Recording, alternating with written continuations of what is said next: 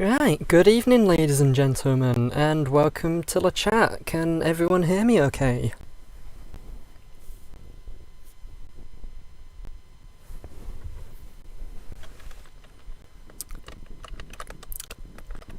Tonight, I'm going to be having a look at some of the reskins I've got done. I'll give you a talk through the projects I've got going on at the moment. Go into a bit of detail about the progress I've made on them. And then once that's done, we'll have a look at either doing some more reskinning or some route building, depending on what people in the chat want to have a look at. So to start off with, the main project I'm working on at the moment is the Bahamas Locomotive Society pack.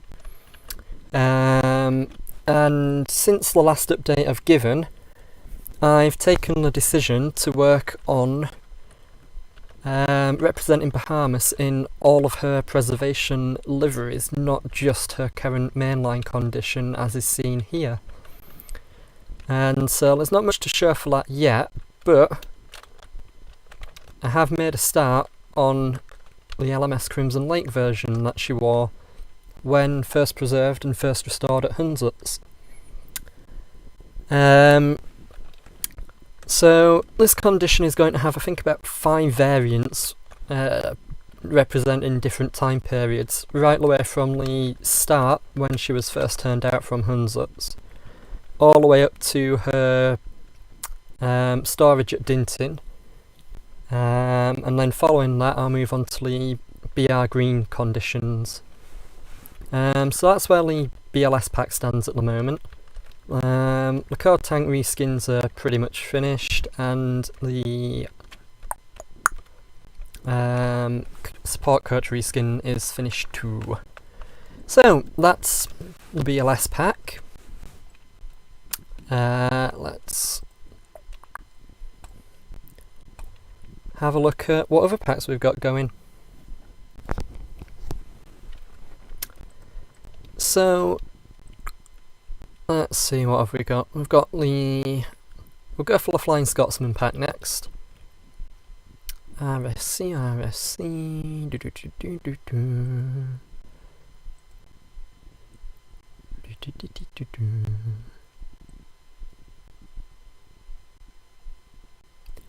and I'll take both the Flying Scotsmans.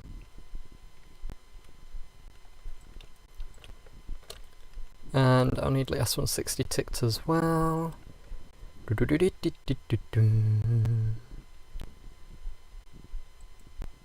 Victory Works, S160.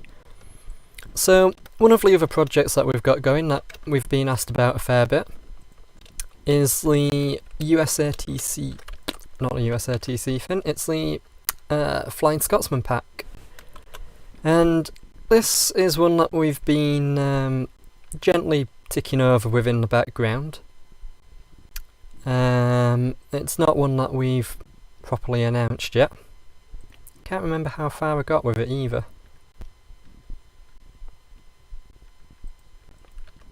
Ah, there we go.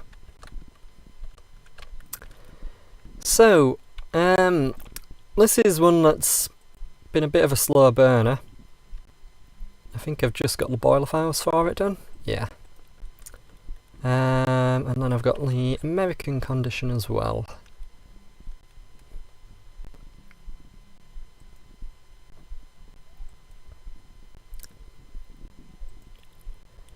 So, the American condition pack is waiting on the coaches that she ran with when she went abroad to be done. But the loco itself is finished there.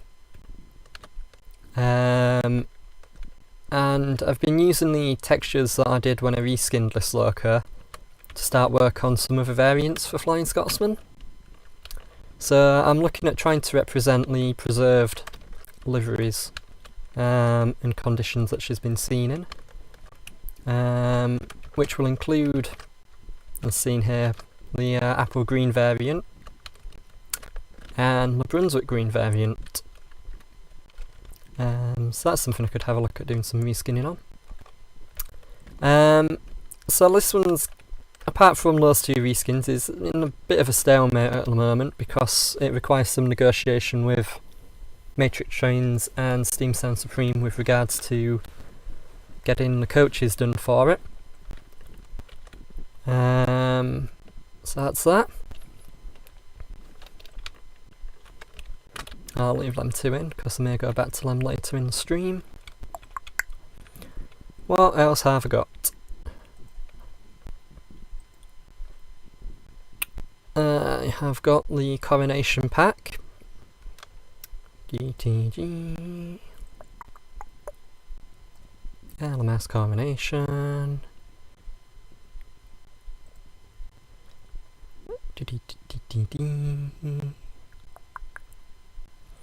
Matt asking about the Class 15 green. I don't even know if I have a Class 50 to put into green yet. I'd have to go shopping for that, I think. Duchess pack.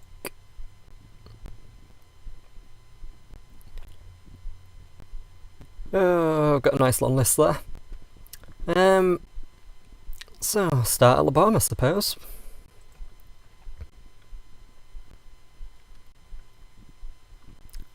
In fact, this one's going to take up a bit of room, so move over here and have a look at it.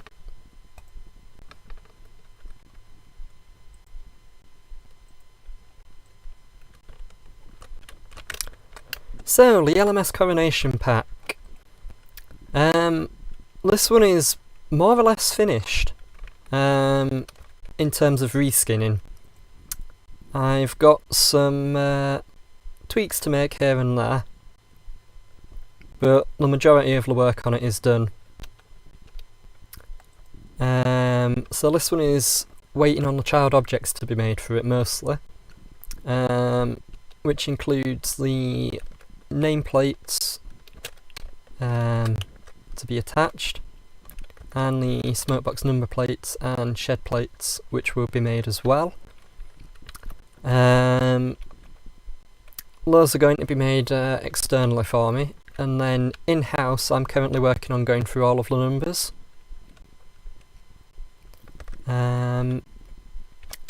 So it's not got much progress from last time, but it's making some. But for those that haven't seen it already, I'll put all the liveries down and you can have another look through them. If Train Sim will let me and doesn't dump on me.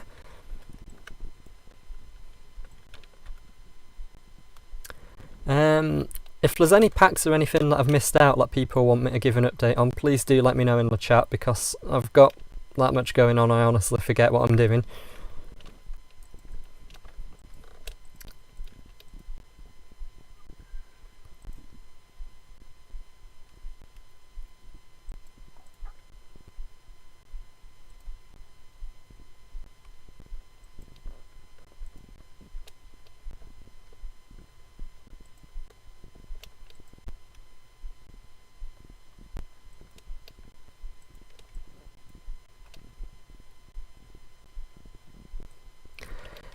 Matt, it's not struggling with it as such, but the reskin files are pretty hefty, so it just takes it a while to load it in.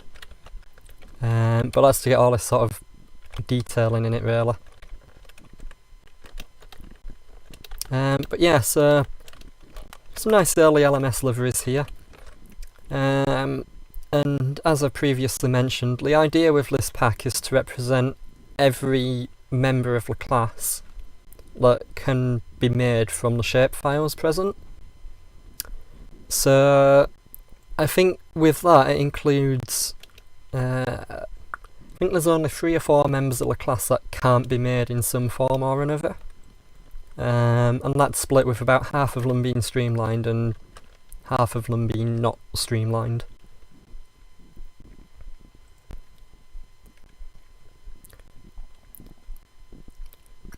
So that's all the LMS liveries done there.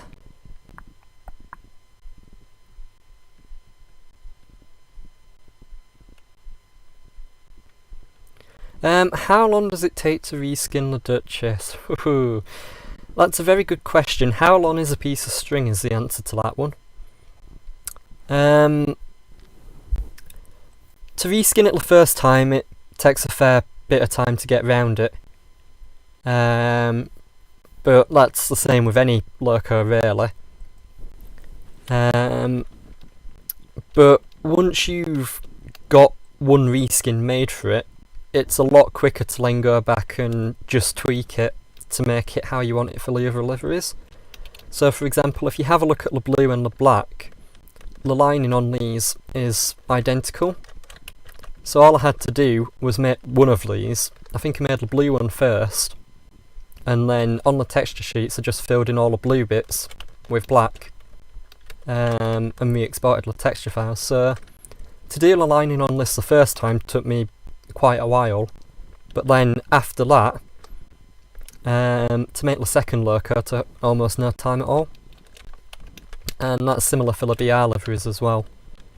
Now this is one which has actually got a nameplate on it.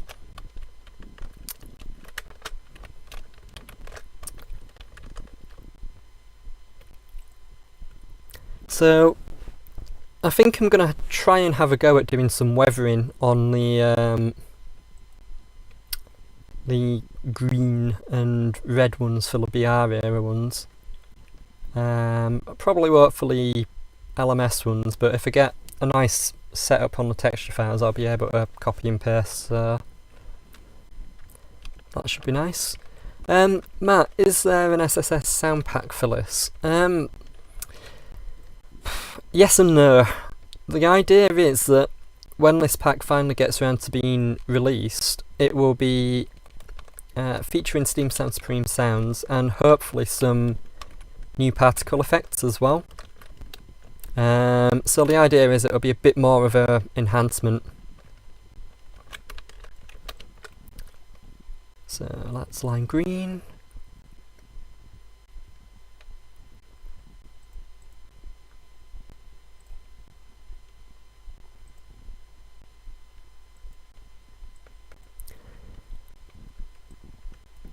Matt, 90733 as it was weathered for the gala. I could have a go at that, but trying to add weathering to a lurker that's already been made is really quite tricky. It's a lot easier to do weathering when you have the base files for the model. BR line blue. And one which I think looks surprisingly good on the Duchess. BR line black, which people may go, oh, you can't have a Duchess in black, but it does kind of suit it.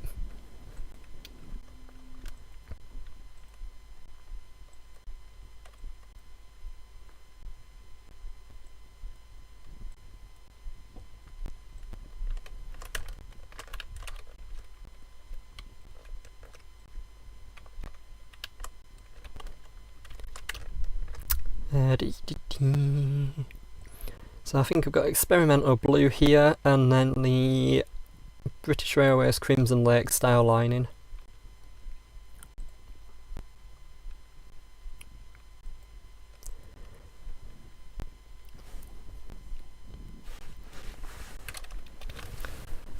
Ben, as far as I know, there are no plans for Vulcan to be made for the Worth Valley route.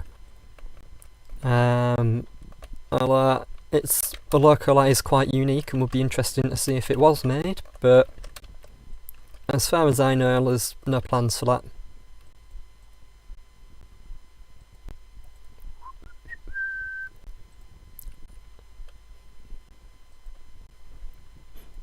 And for anyone watching in the chat, if you want us to have a go at some route building or reskinning next, have a think of what you'd like us to have a go at and let us know. Could do some work on some of our existing projects, or we could start a brand new one. I've got a couple of reskins in the works I've not yet started on and want to do.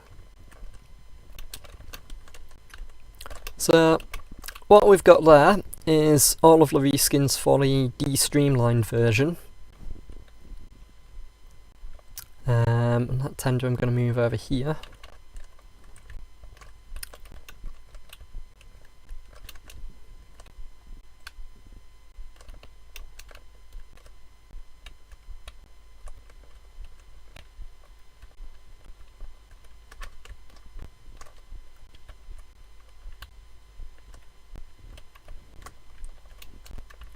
So then we move on to the streamlined versions.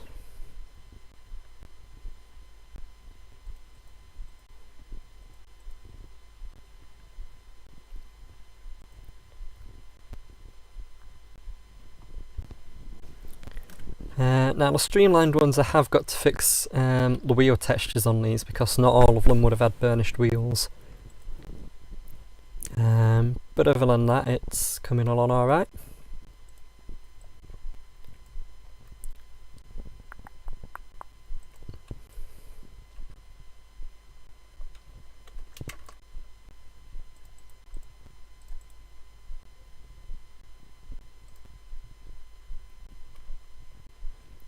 So obviously, two locos of interest with this shape variety will be Duchess of Hamilton, as it is currently preserved in the National Railway Museum, and the class leader 6220 Coronation.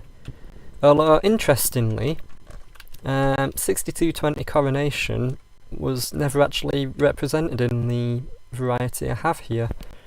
But seeing as it's only a minor difference, I'm going to include it anyway. Coronation was never seen streamlined with a double chimney. It was only ever streamlined with a single chimney. I've not left enough room there.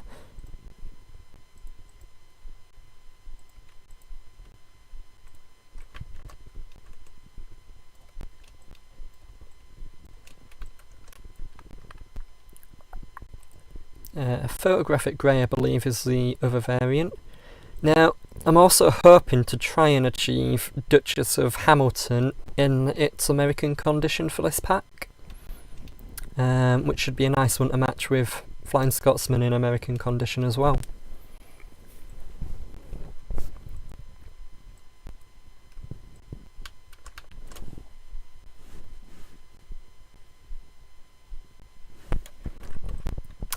So that's the photographic grey.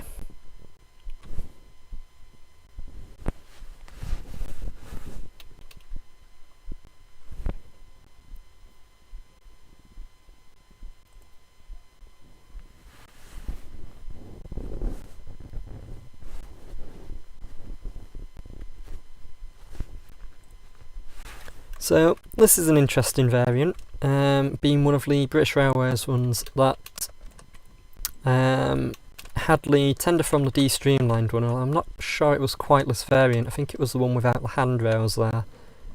But this was the only member of the class that was streamlined and earned a British Railways number while streamlined, which is just something else that makes it a little bit unique.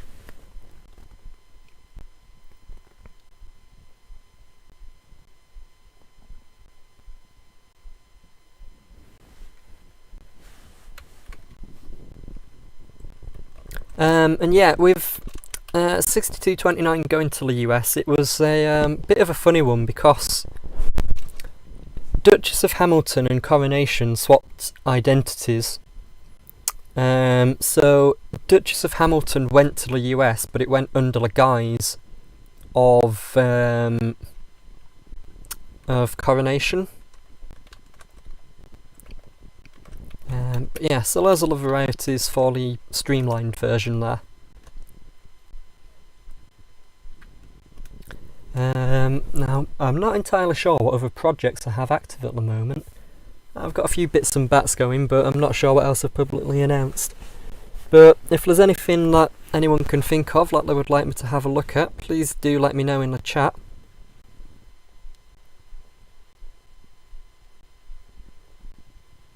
And failing that, I think we'll have a go at some... Ooh, do we want to do some reskinning or some route building?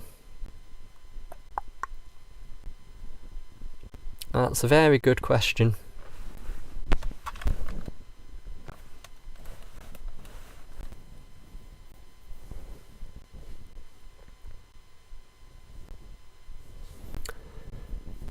So while Train Sim's loading in and loading out, feel free to mention in the chat what you want me to have a look at.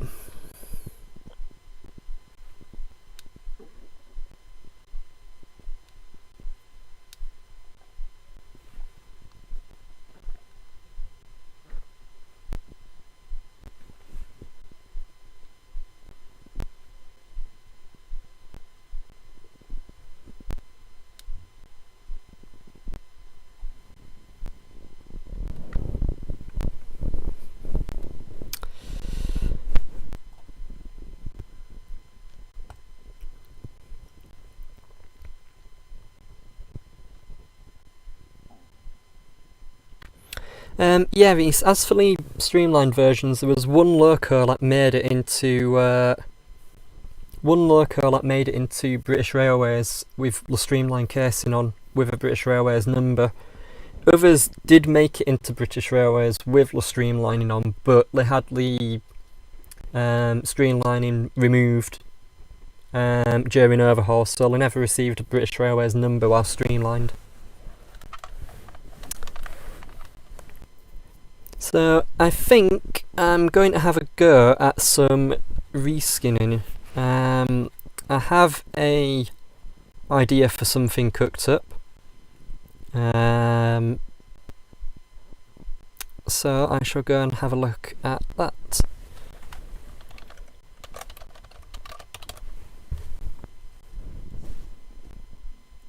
Let's go for an OK there. So while Train Sim's loading in, I'm going to flick over and get all my reskinning stuff all opened up.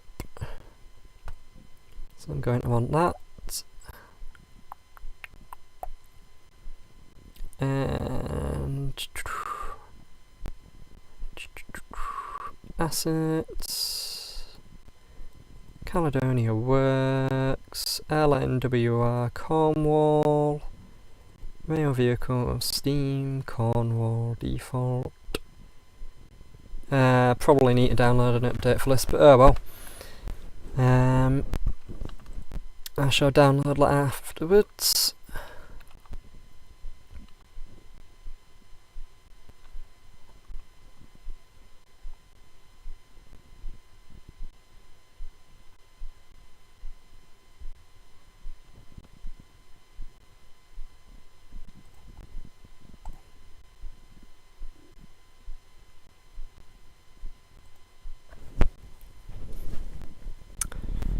So, I'm going to have a go at putting Cornwall into London North Western green livery. Seeing as Cornwall is currently the oldest British loco available in game.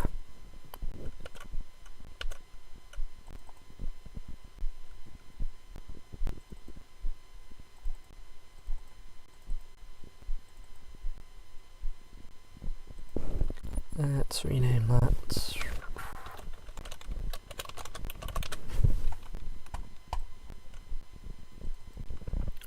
So I want to go on engine. I can delete them because those aren't needed.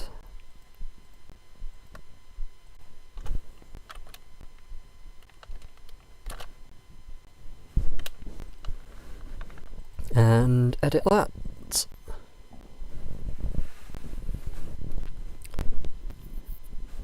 So, unlike my previous tutorial-y type stream, I'm just going to fly through it here, so if any of you are budding reskinners and want to have a look and see what I do, you'll probably need to watch this bit back. So let's call it BPP Cornwall LNWR green. Find, replace all. That changes the name, and I want to change the default location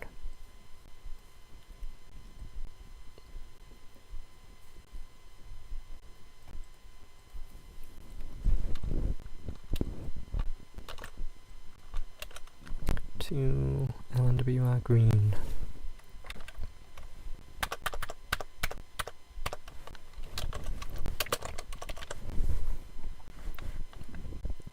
Find and replace all. File, save. I want to go and do the same thing for the tender.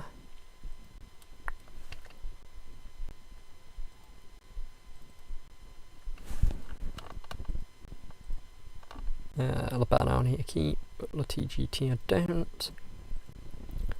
So these files I'm deleting here are just not needed with it. But I wouldn't recommend trying to delete anything like that unless you know what you're doing with it, because it can lead to unexpected results.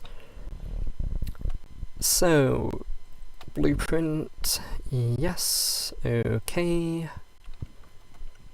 Search and replace, find.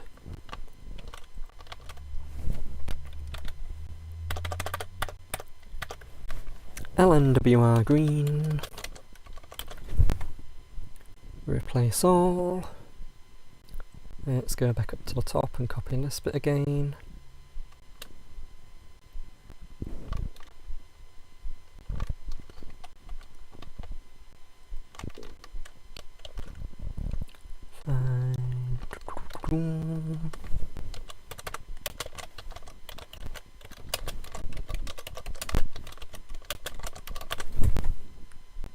Replace all. File and save. And I'll go back into this one now and find the textures for it. So the bump map I probably won't need, but it's worth checking. Shadow I probably won't need, so let's see what textures we've got here. That looks to be the wheel to me, which I probably won't need. But I'll save it anyway. File, save as, reskins. Let's make a new folder. LNWR green Cornwall.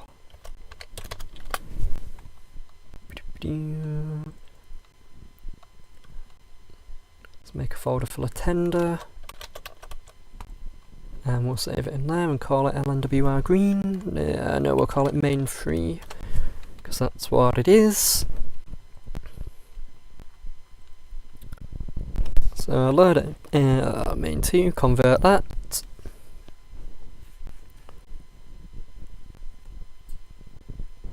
This one is most likely the underframes.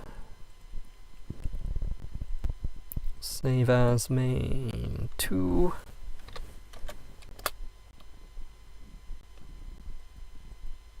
We won't want to touch the core texture, but we will want to touch main 1. This is likely the main body of the tender. And the main focus for what we need to change.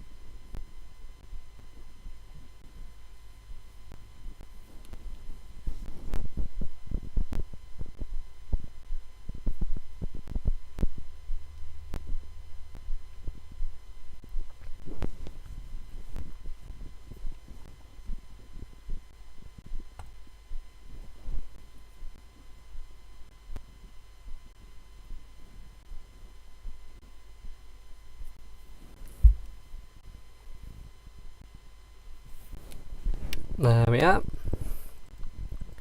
So I can see by that bit down there with the lining on, that's the bit I want. So I'll go File, Save As, Main 1. And I've just made a silly mistake and not thought about it. I want it to be saved as a PNG, not a JPEG, otherwise it kills the quality of it. Try that again. PNG.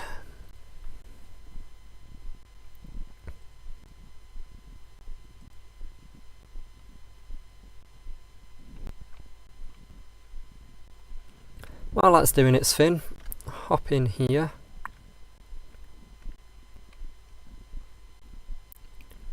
And we'll add that loco in. Caledonia works. And LNWR Cornwall.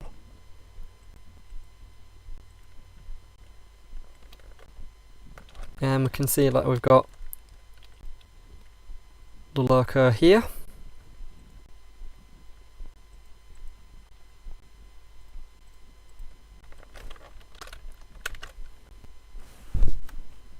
Beautiful old thing that she is.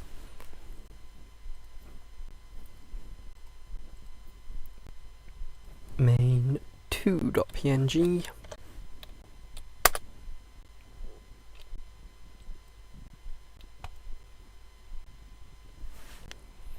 wait for it to finish its conversion, and file save as main3.png.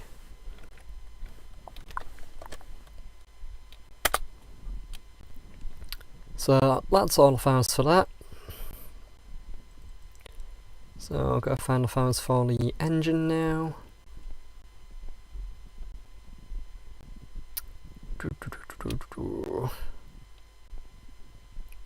Right, so I want to go from main 1 again for this one, which is likely to be a reasonably big one.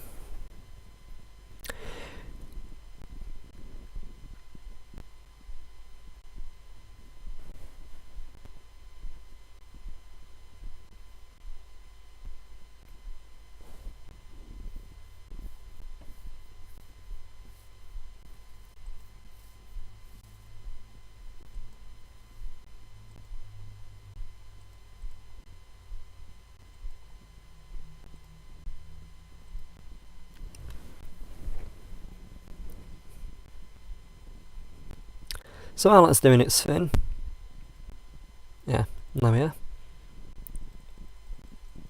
Yeah, that's the main file I want. So file and save as. New folder. Loco. And we'll save this as main 1.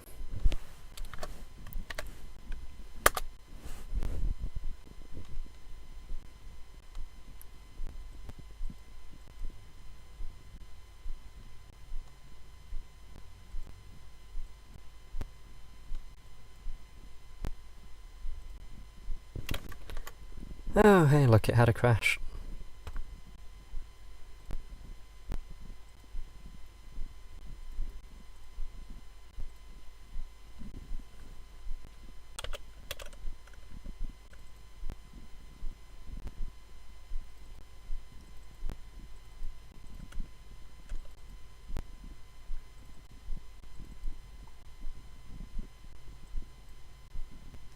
Try that again.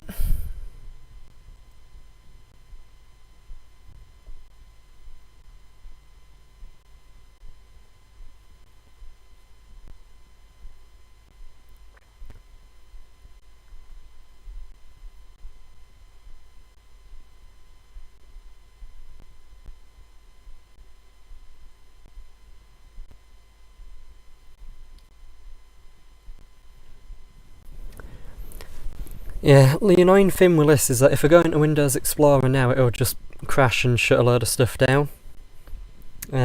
You've just got to wait and let it do its thing when it's converting it. But it helpfully tells you at the top here what size the file is, and it's saying that it's a fairly large one, so save as reskins LNWR green Cornwall loco main2.png.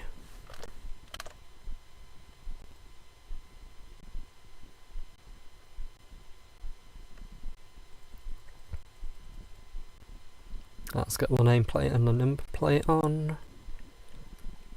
So let's have a look at the next one on the list.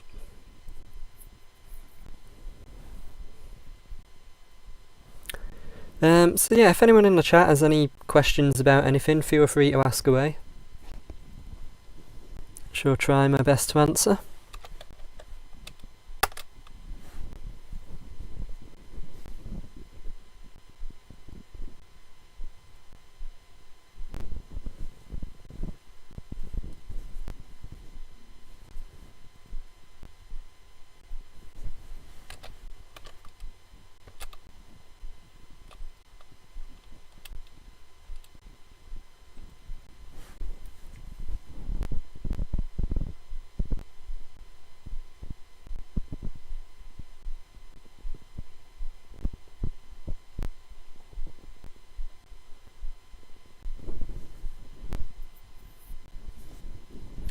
Now some of these may take a little longer than others. I believe Chris did an interesting way of texturing this where he has some of the textures scripted onto it rather than just on the model itself, which is done so that you can have like the changeable dome colour, for example. Yeah, so this main 5 here is a duplicate of main 1, but presumably with differences to the either to the buffers or the dome. So save that as main 5.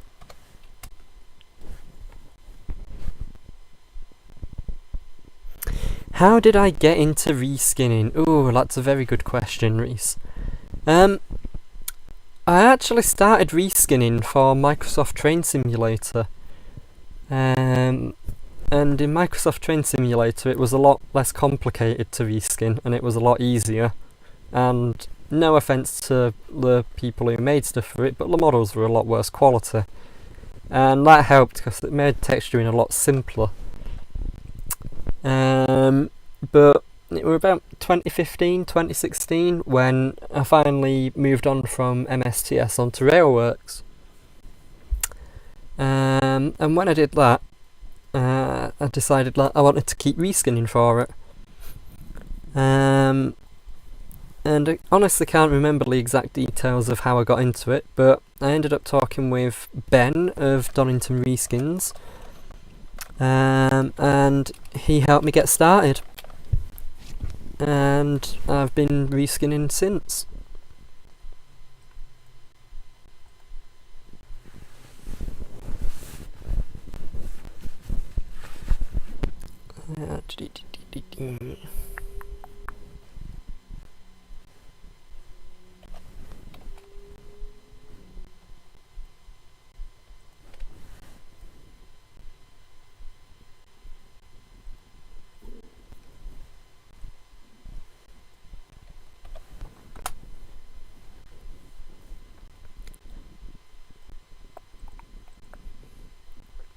Right.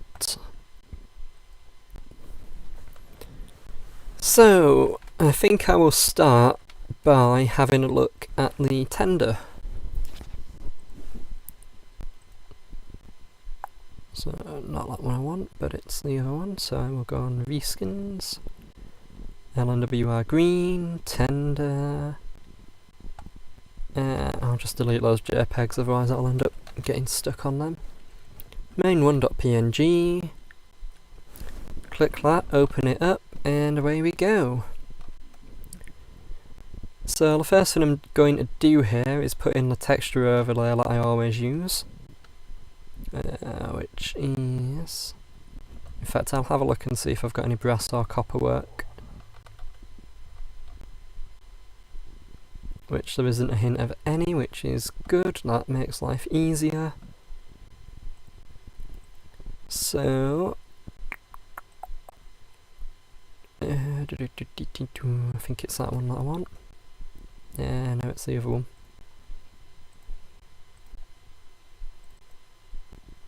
That's the one. So I copy that and paste that onto that, and this beautiful layer here is what allows me to use block colour when reskinning and still get some surface texture on it. The alternative would be using block colour and then using the base layer as an overlay, but the issue is if you want to change any lining then, that lining would show up on the overlay as like a ghost image, which you don't really want. So I'm going to set that opacity to about 40.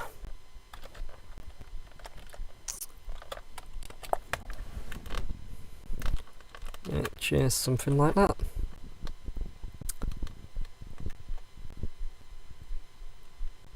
So the next thing I want to do is I want to have a look at something that is in the livery I want to reskin into. So I shall have a look for, with any luck this should bring up some decent reference images.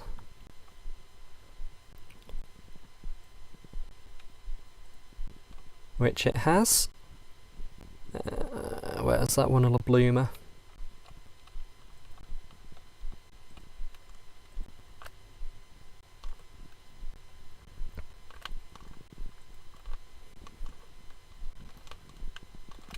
So it wants to be a fairly dark shade of green. I think the lining on the saddle tank here is a bit more appropriate. So I'll now try and match that colour of green.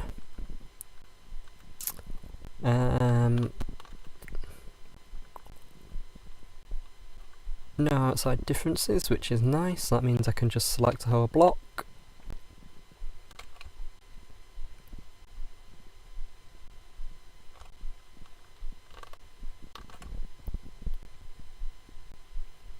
So that's that whole block there selected. The rivets on this are going to be fun to try and work out. That's said with sarcasm. So first things first, I'll just select a green off here, which is hideously bright, but I'll then have a play around with the hues on it. So that wants to be a lot darker.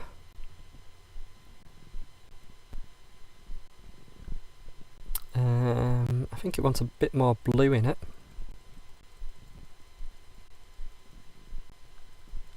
That's starting to look a bit better.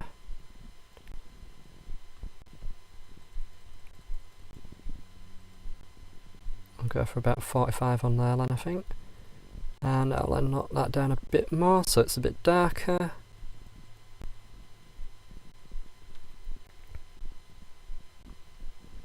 Still wants more blue in it.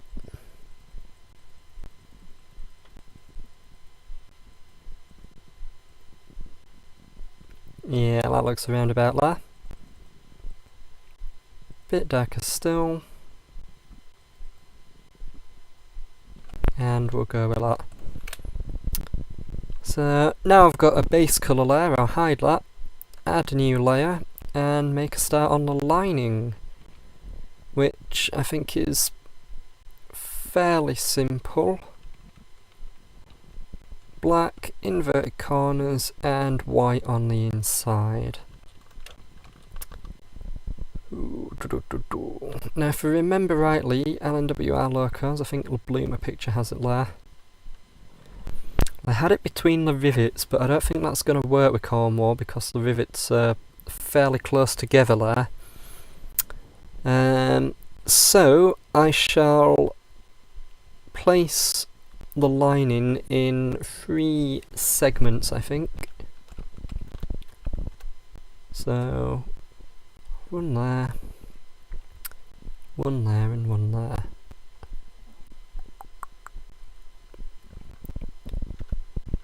So I'm going to keep the distancing on the lining about the same. I'll go for that again, the black on the outline and the white on the middle. And that black wants to be a little bit thicker than the white. So I will do, what will I do? I'll do a rounded rectangle and I will invert the corners on it. So up that brush width to about 10, that should look alright. I want those corners to be a lot bigger. So this is where it comes to knowing your editing software really, and what you want to get from that.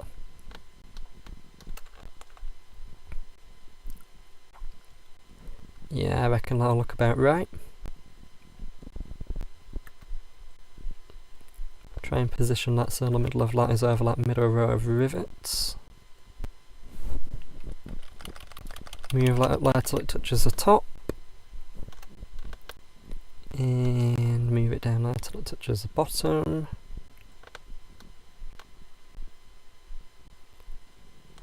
Now, that's one of them done. Copy and paste that and see what it looks like if I stick some next to it. Helps if I copy it a bit better than what I did then.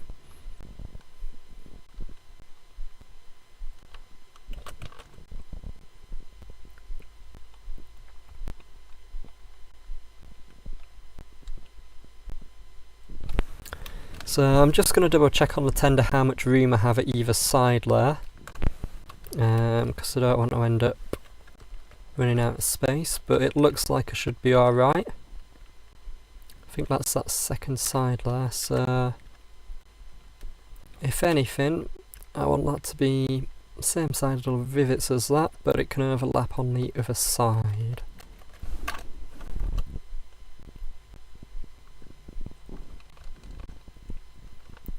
Which that is on the right side of the rivet, but perhaps a little bit too close. So I shall move that over until it starts at the same point. I shall get that rectangle perfect, and then I will copy and paste it for the other patches of lining.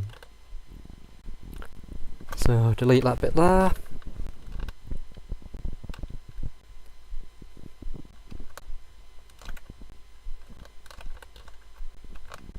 So now I've got the positioning right, I can add that base layer back in, which makes it a bit easier for me to see what I'm doing.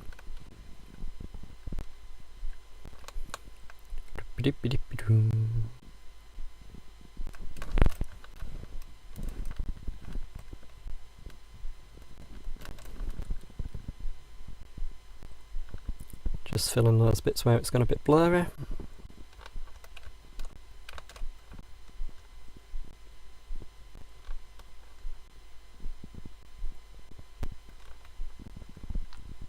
And we'll copy and paste that over all the corners.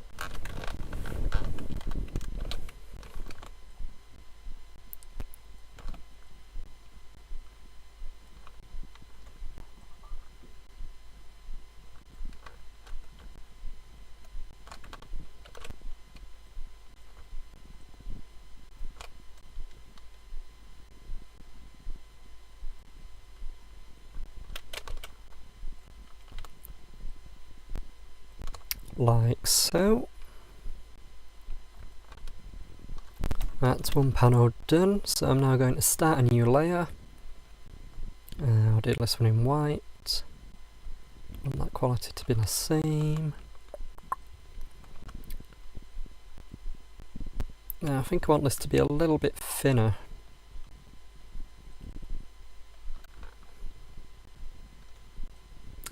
Just realised I've made a bit of an error there, which I should probably go back and undo.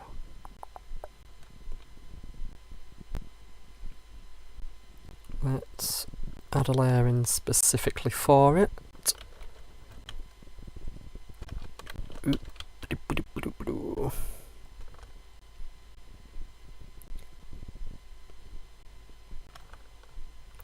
Stick that in so it lines up. Yeah, around about there. I'll just use that one as a reference for when I'm doing this, because I want the radius of this curvature to match it up perfectly.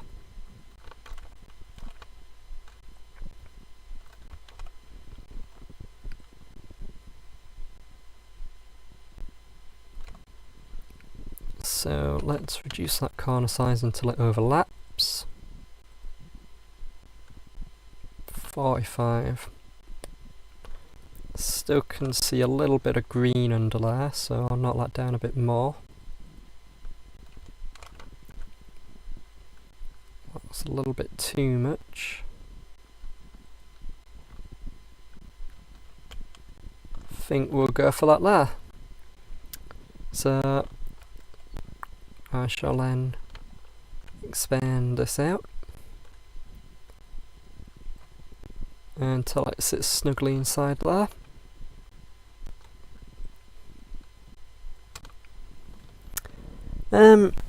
Reskin, what have been the most fun reskins to make?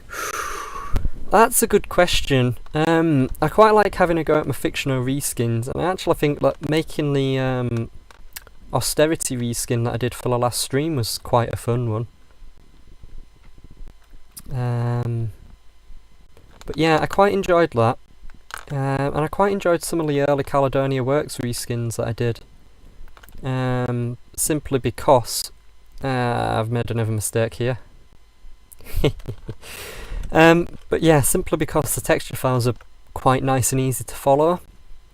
But for reskinning, if I ever see anything like this here, it gives me nightmares, because that reminds me of a BMG cab, which was not easy to reskin.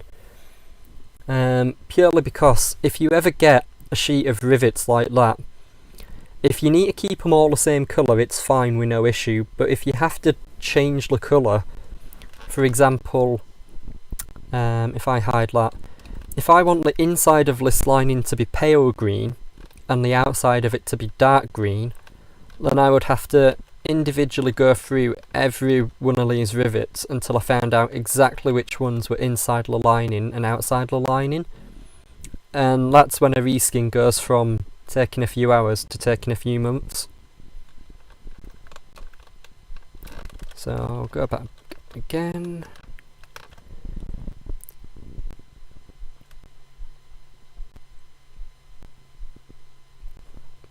So I want that corner size to fit to the inside layer rather than the outside like I did it, because I wasn't thinking. 60 seems to about do it.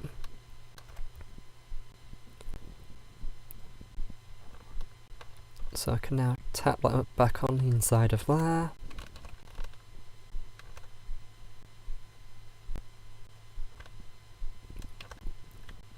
It's touching there, and it's touching there. Okie dokie, so I'll try that again. I can hide that layer now.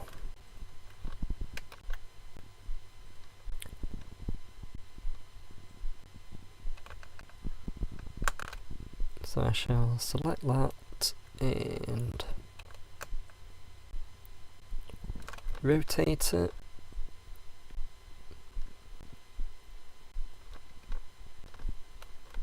I'll tell you what I'll do.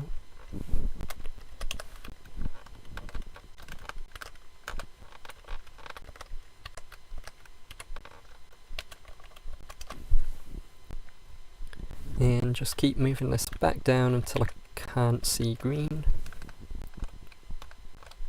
Which looks to be about there. I shall then trim the tops off that lining.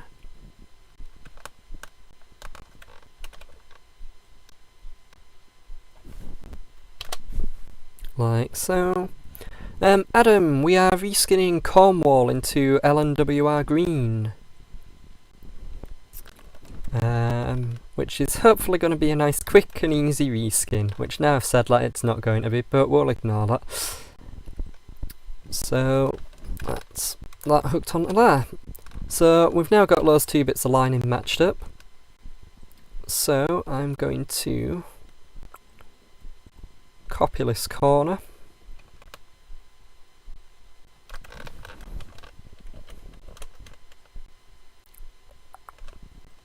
We'll stick that at the bottom there.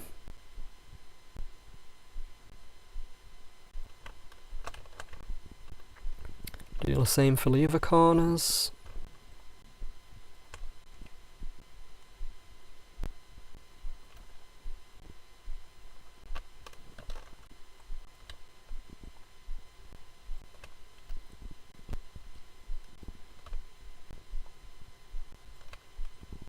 That's lined up on there. And there. And that's the first panel of lining done. So I can delete that layer now because I'm not needing it, but what I'm going to do at this point is duplicate those layers in case I need to change the lining individually again. Merge the duplicated layers into one and delete the other two. Well, hide them. And I should then be able to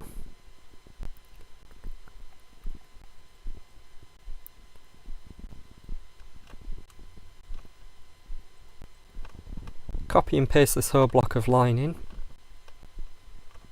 and paste it in 3 sections along the panel. So for this I'm going to hide that layer again so I can see where it's going. So that's one there.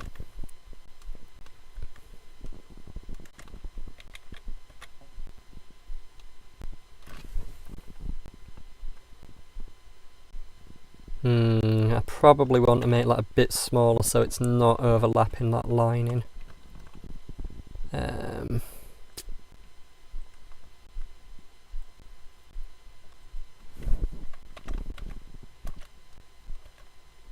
Yeah, that solves the problem there.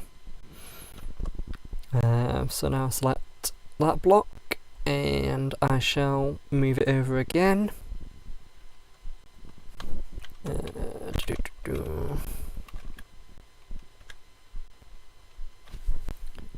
Probably to about there. And then if I copy and paste that whole bunch, I should be able to quick and easily line that up without having to worry about the spacing between the two.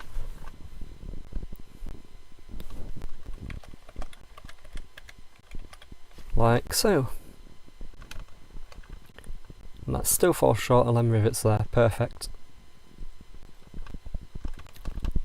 And I can then add that bottom panel back in, like that. And I can then see what it looks like in game.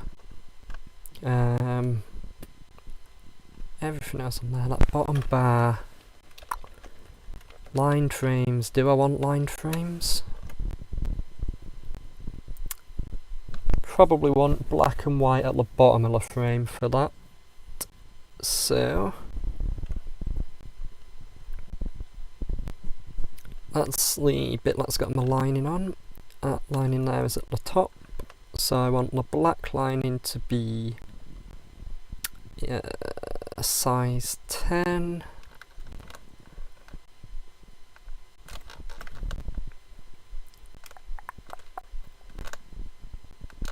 Yeah, we'll ignore that little wobbly bit at the bottom there. And I want that to be a solid line.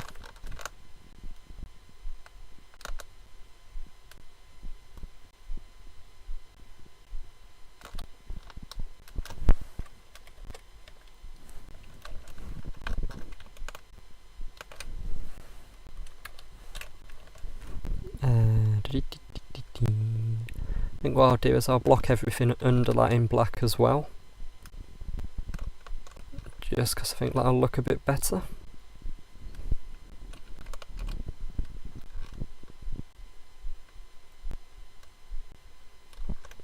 And I'll fill all that in black as well, like so. And then I want a 8 thin line of white to go on top of that.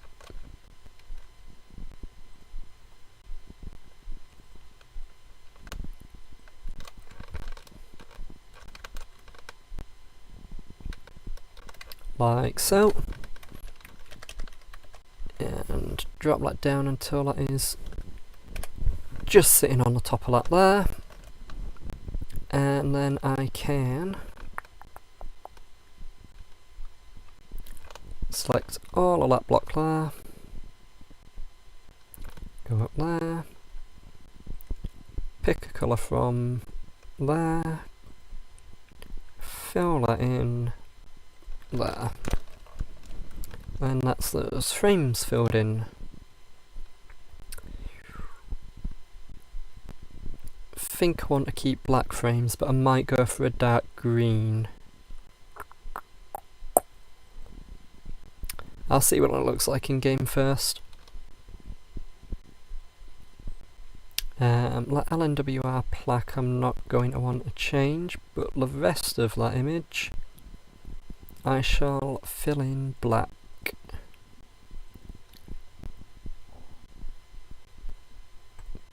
So click that away, and that does that.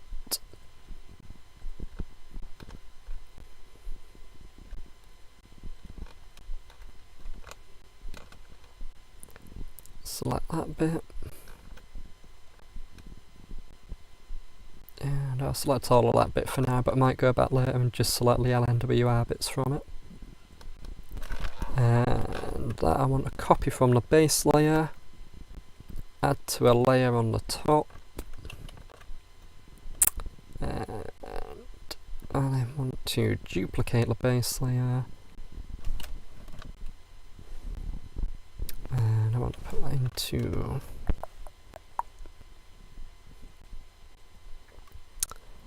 F for about 50, and that means it'll still get not a lot shading through it. I will put it in black and white,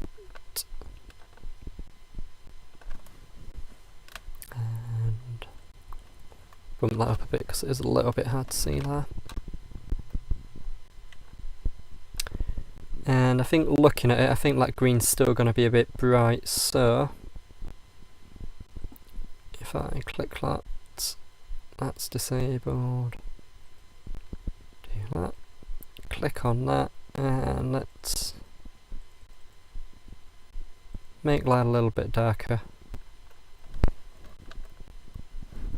So, file, save as, main1 PDN, save it in that format so that I've still got the layers to use. And I will now flatten the image. We'll go for a brightness of around about 40, and file, save as, DDS, save. Yeah, Chris's stuff will be DXT5.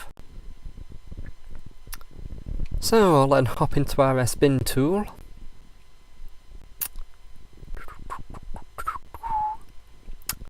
Assets, Caledonia Works,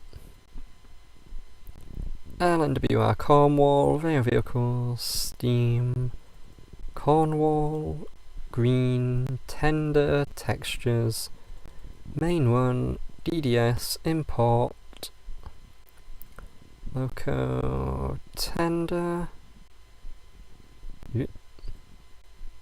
Main 1, OK, File, Save As, Main 1, yes. Okie dokie, so anyone who was timing, I don't know how long that took me, I think around about half an hour, 40 minutes. That was for one texture sheet. Let's see what it looks like when we stick it in game. Save changes, yes.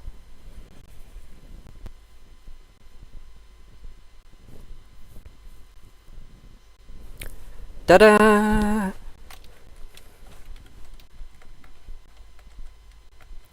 That doesn't look too shabby. Well, I may have to further space them out a bit because that will annoy me. But yeah, that's one texture for it done.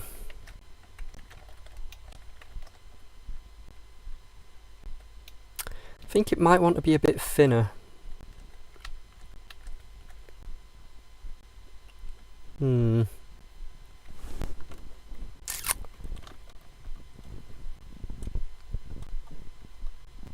I do want to do that bit around the top as well, probably. Let's have a look at... Yeah, I reckon I will want that to be green as well. And I will want that lining to be thinner.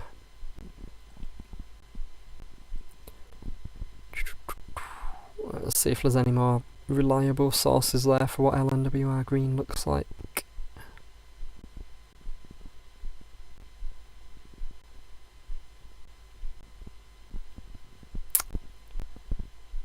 Doesn't seem to be, other than the bloomer in this.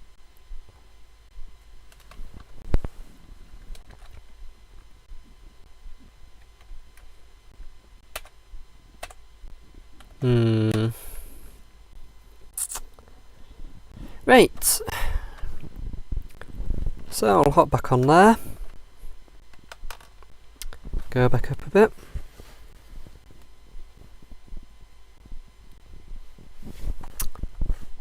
I can hide that layer there so I can see what I'm doing a bit better.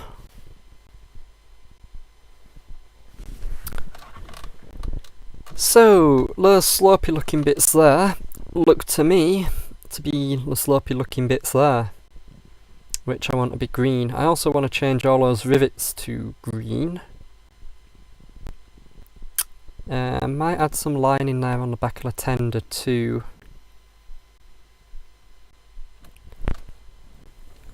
Just going to click pause on that so I'm not deafened every time it blows off.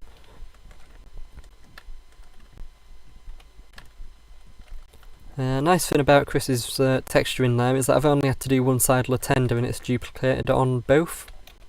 Sometimes that can be a bit of a pain if you want to try and do like lettering on the tender, but in this case that's pretty okay for us, that's what we want.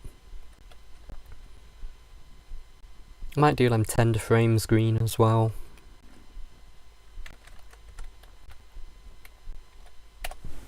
Doesn't quite look fancy enough to me.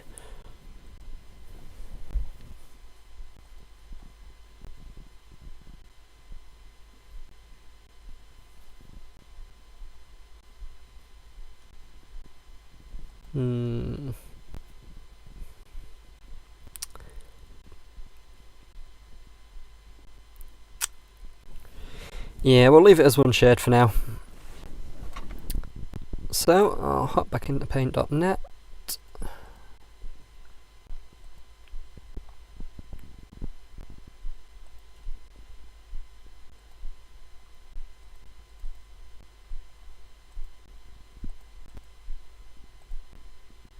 Try again.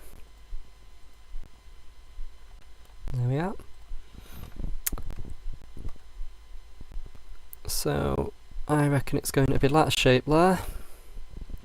This is the thing about reskinning. A lot of reskinning is down to guesswork really. You've kind of got to have a look at the logo and go, does that look like that bit on the texture sheet? It's about the same shape, so we'll give it a go. There is a lot of trial and error involved in getting it right. So we've got that selected down there. That should be that. The rivets I'm not going to look at individually colouring because that would be an incredibly long and boring stream with very little progress being made. So I'm just going to block all of them in green and hope for the best. I think I am going to make that lining just I don't know whether I should make it thinner or not.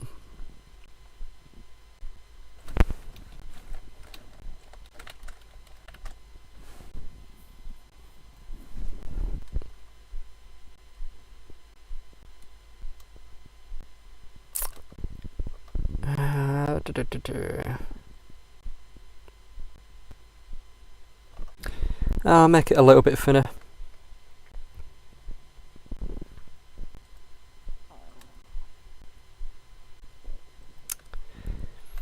It's funny, I get a lot of people saying that green, well not green specifically, but weird reskin textures suit it. But I like to think it's a talent. But like I said, a lot of it is about finding the right shade of stuff. So earlier I said that initial shade I looked at, which I thought looked about right. If I'd have tried putting that on the loco, it had looked far too bright. So let's have a look. Let's move that down by 3, and we'll move the bottom up by 3 as well.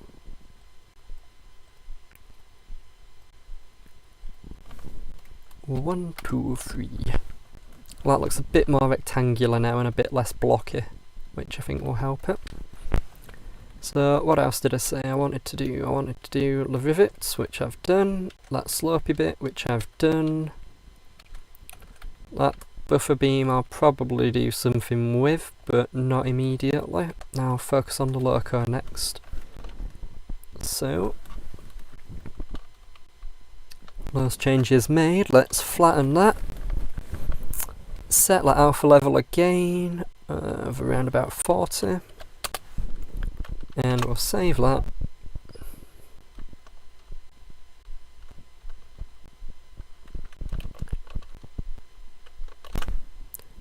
Save it with the layers again. Back on here. Yeah, I forgot to do that. Oops.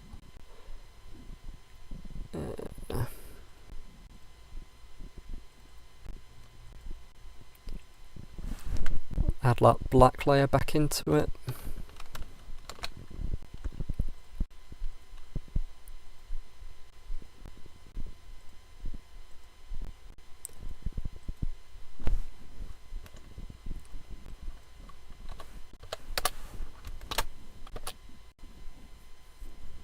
Right, I'll try that one again. There we go, that's what I wanted. And we'll save as main one, yes. So, unpause that, go back into the scenario editor, and that should have loaded in them changes.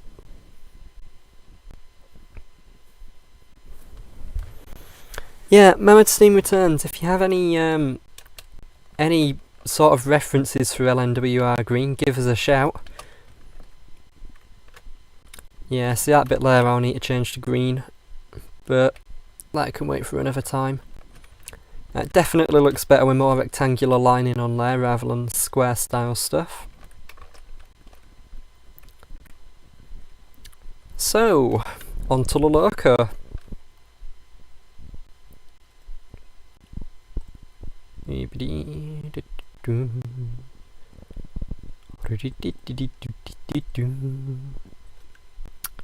That's main one there, and main 5 there. So this is the one with a brass stone, which is the version I've got loaded in, so I'll edit this one. Add that layer, add that background layer into it again.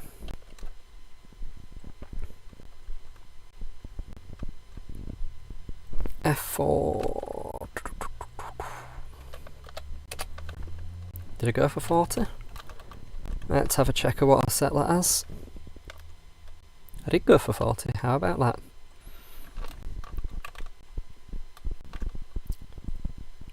Add new layer.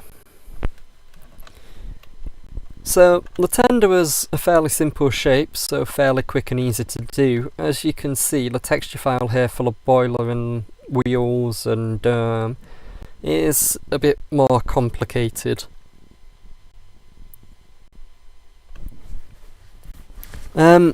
What was I thinking? Well, any sort of good references of what the livery was like, any paintings, any drawings, any colorized photos, or even black and white photos that had the same lining. At the moment I've got the Ramsbottom loco and the bloomer, which I'm looking at for reference, both of which are totally different styles, which doesn't really help. So it's quite fictionalised at the moment, but if I can get some more reality into that, it would be nice. So I'm going to guess that big black object in the middle there is the smoke box. That's the front of it. That's probably the back of it. That's a door. Got the cab side there. We've got the boiler there, so I'll go for the boiler because that definitely all wants to be green.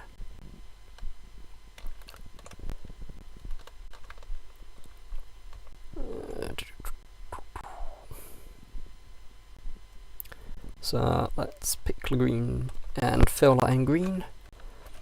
So now I've got some green on there. Cab front I want to be green as well.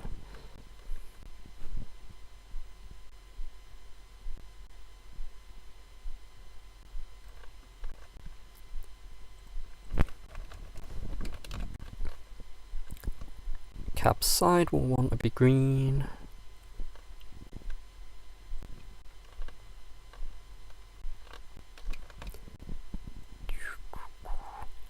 So I'll fill that bit in green, and we want that bit of the cab side to be green as well, but I'll have to be a bit more careful with that one.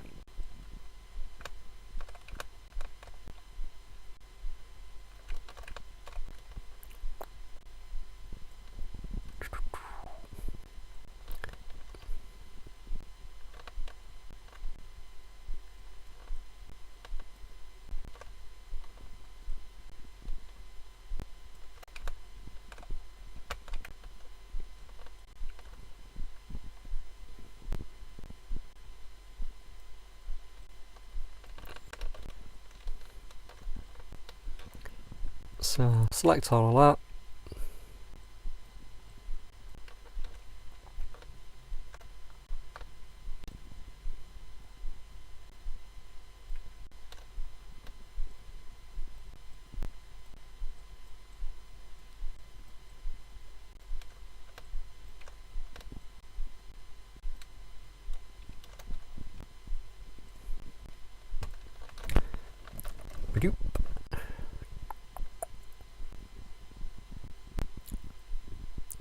that framing and wheels I want to be green too. So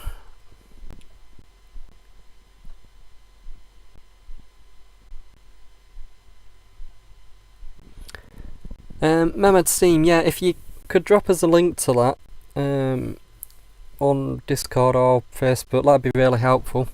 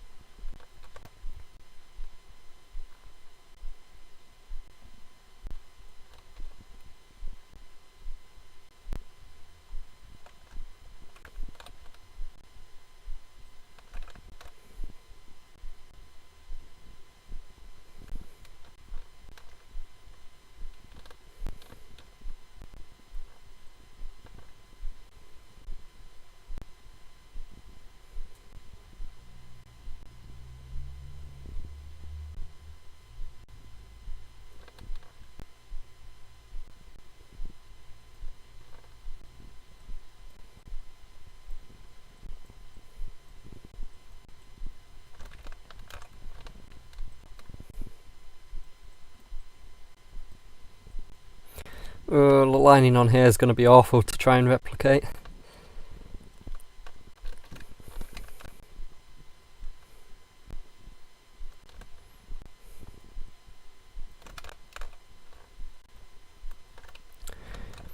Yeah, Matt's idea for doing a class 15 green, or BR green, not LNWR, that should be fairly nice to do because it's all straight edges.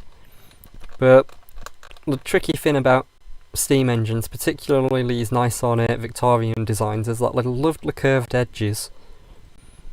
And while they might look pretty, curved edges are a reskinner's worst nightmare. Because that's where all your time comes into it. I think I might even be better doing a circular one for this.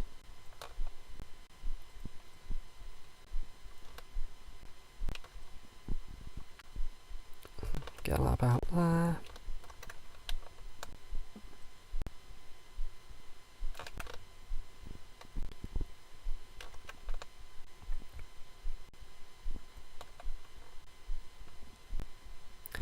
If only all locos were painted plain black. Well, they wouldn't look anywhere near as pretty, but it'd be a lot easier to reskin. I think the worst one I know for reskinning though has got to be South Eastern and Chatham Railway green. Which for anyone who doesn't know, I'll since I'm in the scenario editor, I shall load up something in SECR green to put down. SECR MW. Just to sort of show how horrific the lining on it is.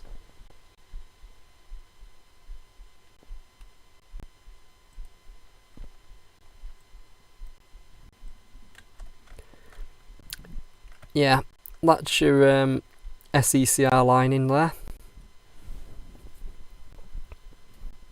Which it's so fiddly and awkward.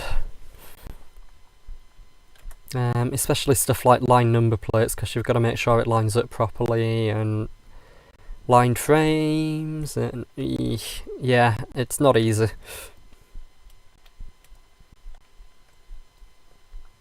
And of course that's just on a little man in Wardle. I think if we load the C-Class, I think that's got even worse lining on it. So first book at LNWR liveries said painting is on green wheels, front buffer beam, all tender frames, black lining and gold numbering. Yeah, I'm gonna have to go back and do all the frames. Green seemed to be a very popular colour to start with, and all the Midland Railway had a lot of green. I'll just zoom away from that so it's not as loud. Right, let's add a layer and do the lining. Did I want black and white or white and black? Black and white.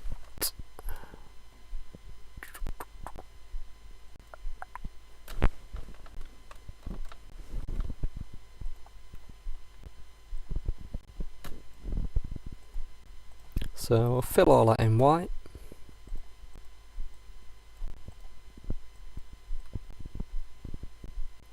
Fill all that in black. Fill all that in white.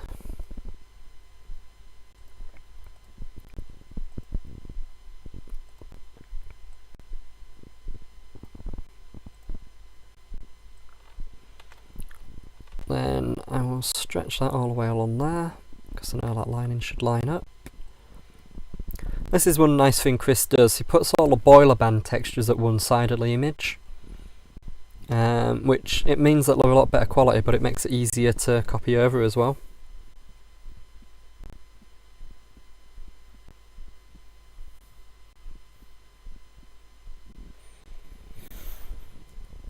That's interesting about interesting to hear about the ram's bottom liveries.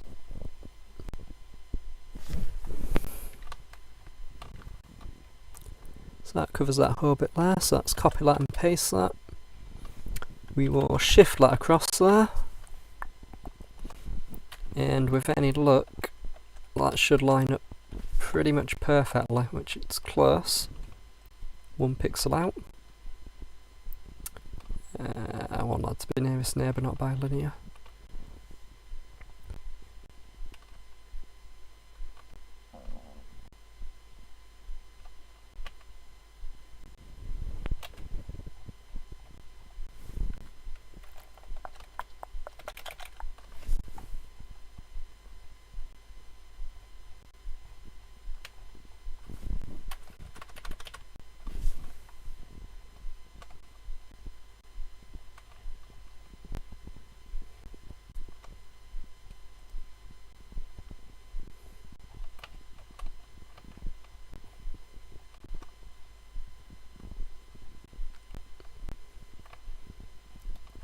Yeah, I want that one to be a little bit wider as well.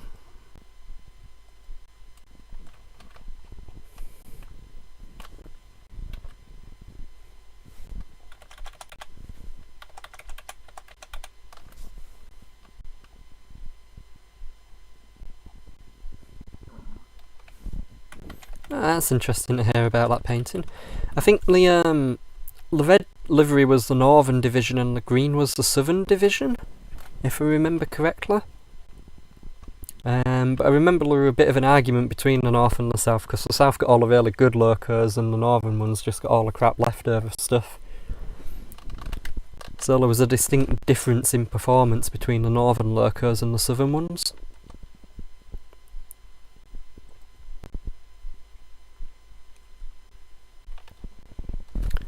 Right, because I'm lazy, let's see if I can copy and paste that over and hope it's somewhere near the right size.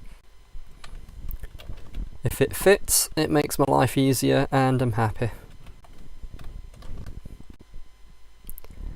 Ah, wonderful, wonderful, wonderful.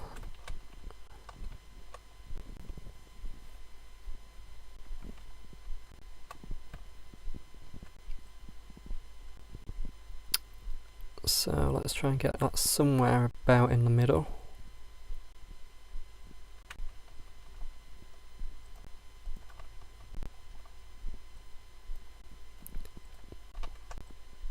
Move that selection so it lines up nicely with that, and then I can line it up off the bottom one.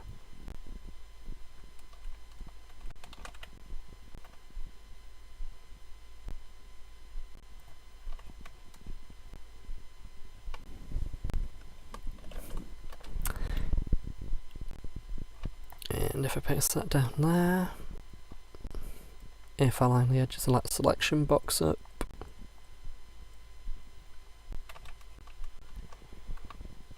there we are, lovely jubbly.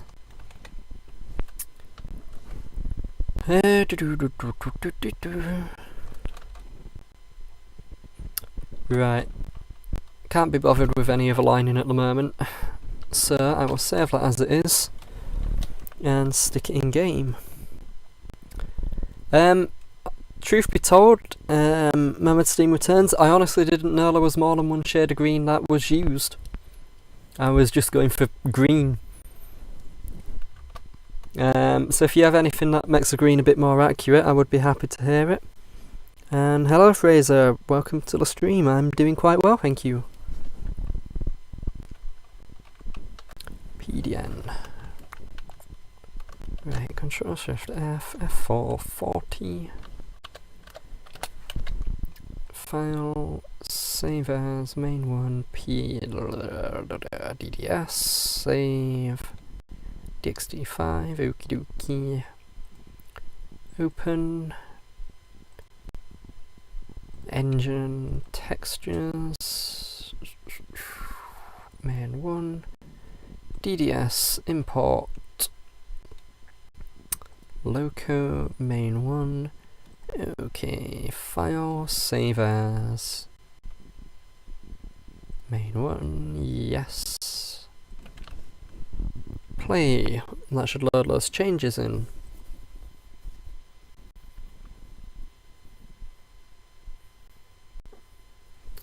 Ah, that's interesting to hear.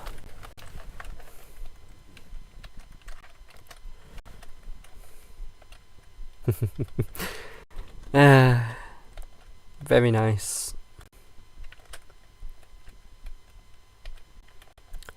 Yep, just that line into adding now. Change the blacks.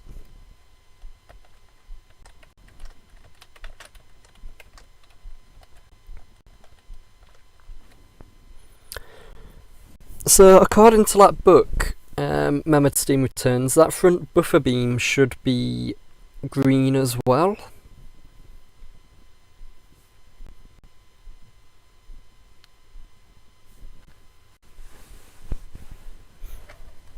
That could look interesting. Let's click on pause there.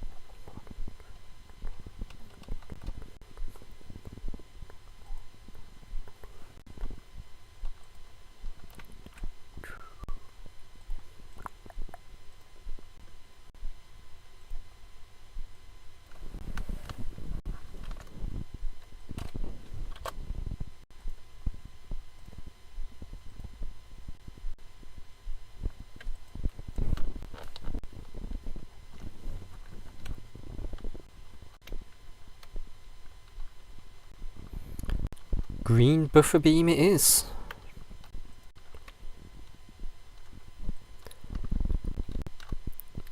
I like doing weird stuff like this. It's very, very rare that you see an engine that doesn't have a red buffer beam. Certainly a steam engine. Certainly a British steam engine. And it's... I like doing odd looks and fictional stuff. It's something a bit different. And the nice thing about doing something fictional is that people can't get angry with you about it being wrong.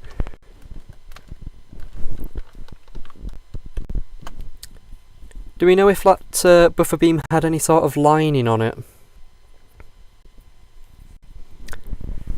Beam and buffer shanks green. A lot of green. I'll leave black on there, aren't there?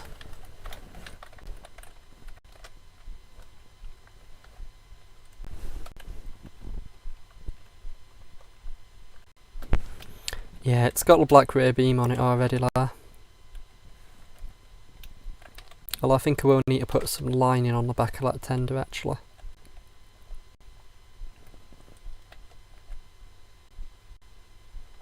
So no lining, just numbers.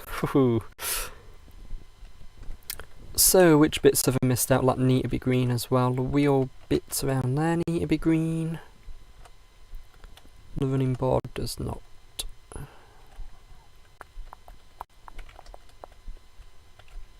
That I want to be green.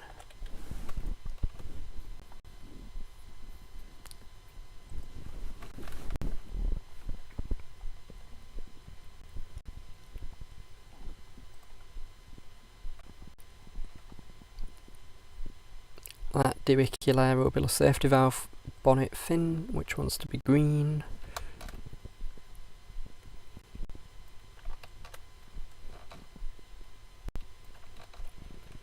Yeah, I think once this is done I might have a go at the LNWR red as well, which I think I should be able to reuse the lining for and just change the green to red.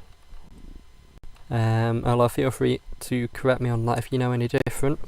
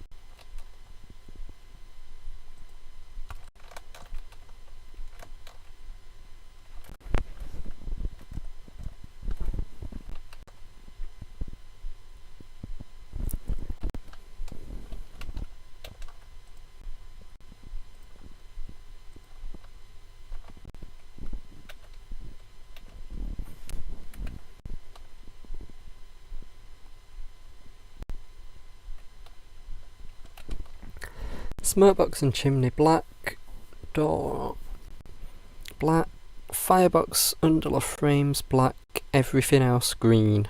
That's a lot of green.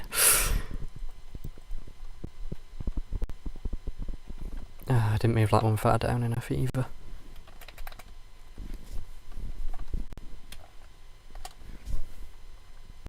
That looks better.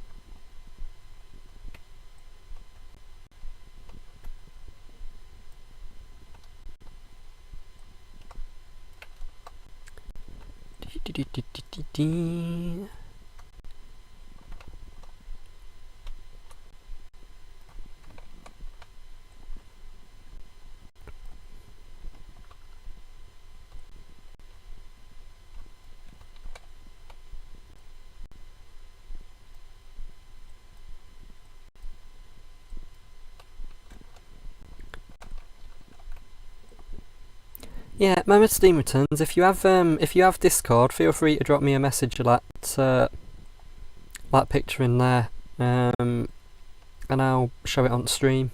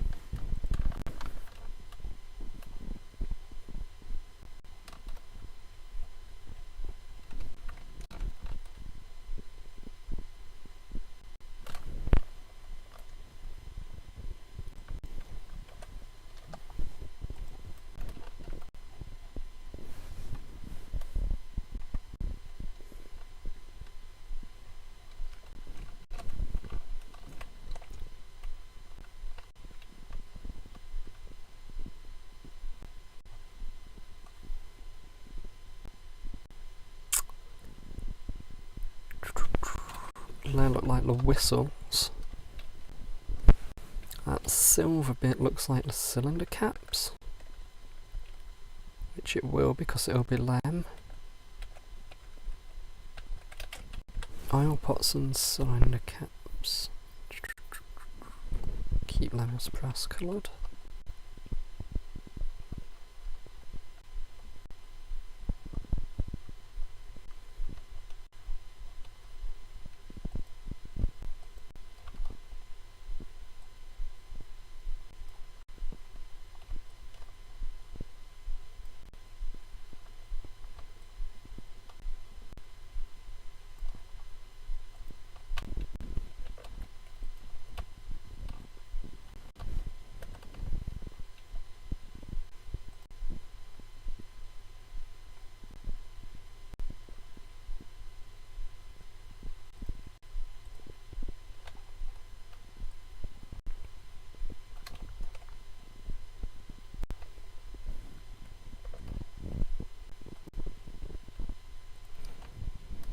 So I'm just doing all the bits of texture in here for all the metal work on the engine. So all the brass, all the polished stuff. All that malarkey.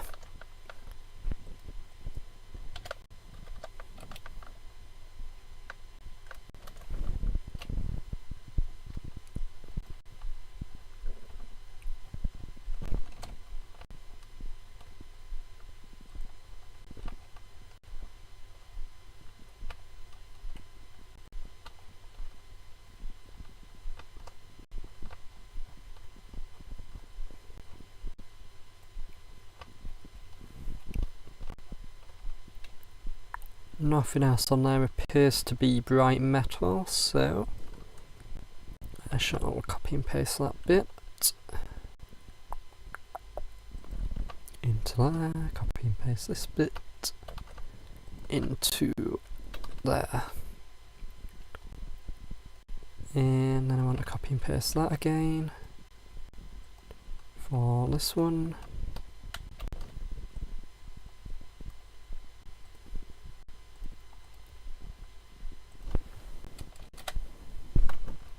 Right, that should be all that bit done.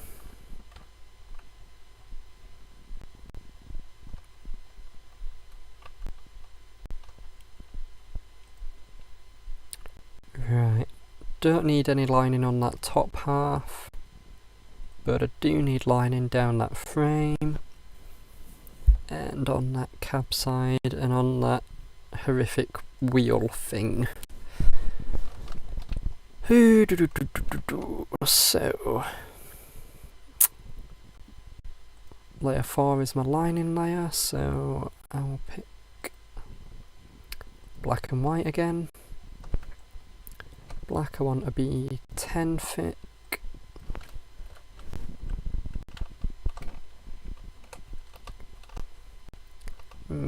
Zoom to the bottom there.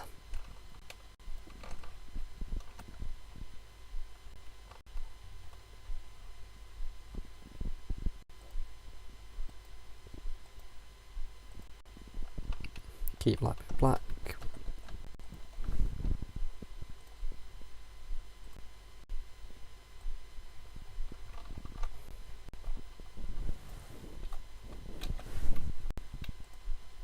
And the white wanted to be 8.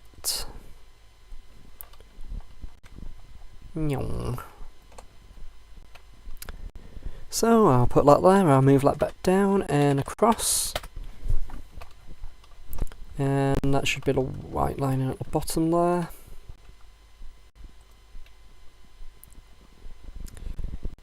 Okie dokie. Now for a bit that I don't like doing. That's going to have to be done as a curve. So I'll bump that back up to 10. Move that to the edge.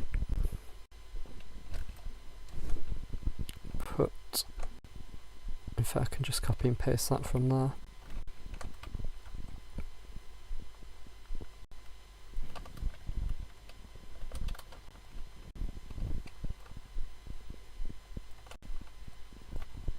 So I'll line that up with the edge there.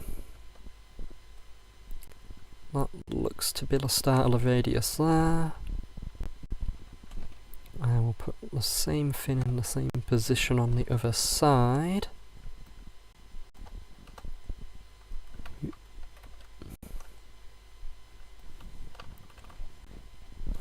So I'll slide that across there.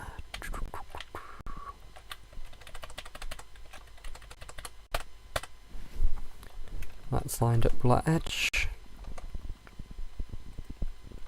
Okie dokie, what's the best way of going about this?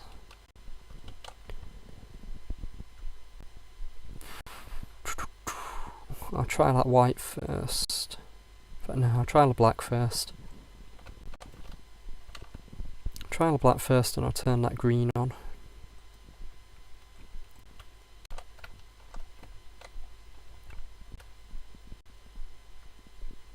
That appears to be in the middle of that curve.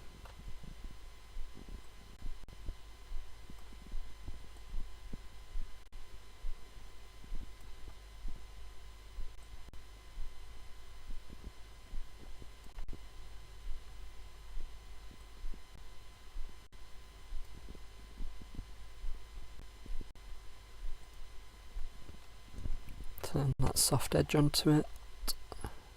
Move that down a bit so it overlaps. That seems to follow the curve reasonably well.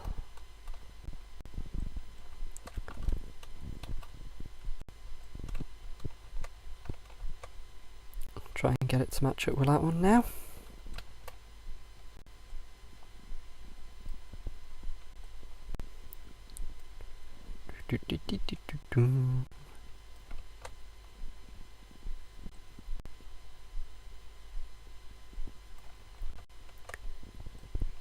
Reskin is so much easier when you don't have to do any lining on it. Yeah, that looks around about right. Let's make a new layer and see what the white looks like. In fact, I'll make it a bit bigger and I'll stick that layer under that one. And I can stick the green on for this as well.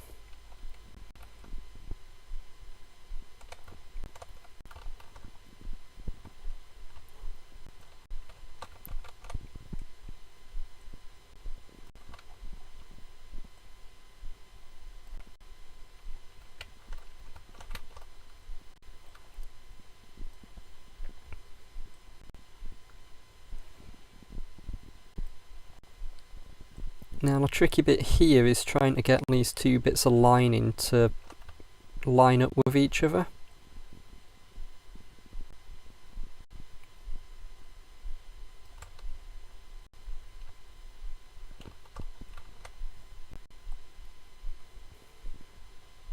So I want that line thickness to look constant all the way around.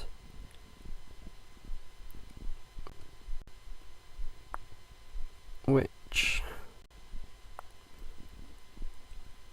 that looks about. Yeah, that'll do for me. So I'll then have a look around and join it up to the other side.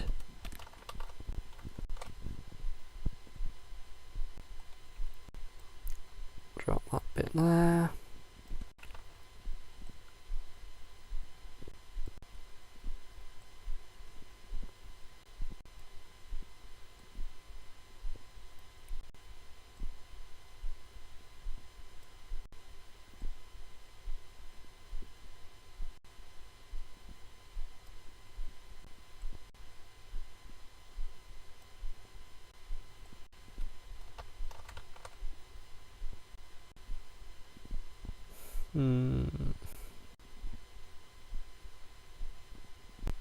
Round about there, I reckon.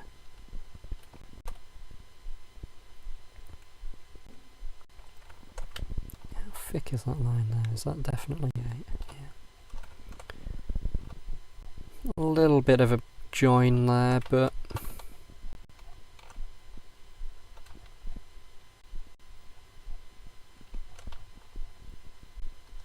I think I can live with that.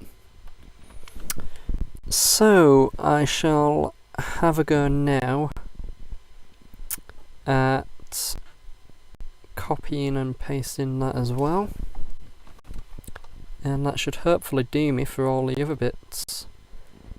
Remember, Steam Returns, if you have a look at the Blast Pipe Productions Facebook page, it should have the link to the Discord server on there.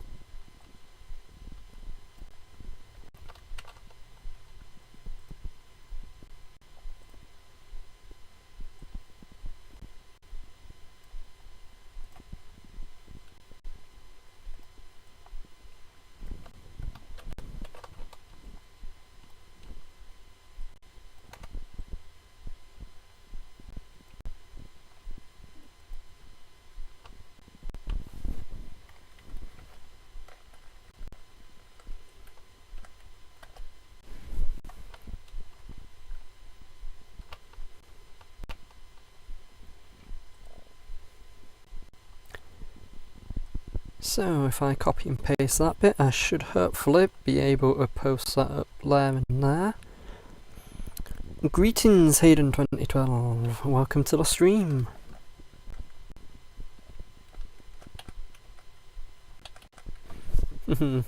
Yeah, well, that's a pain, but nothing I can't work with.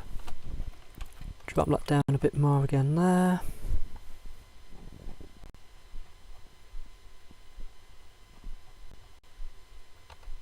That radius might actually be a bit different there.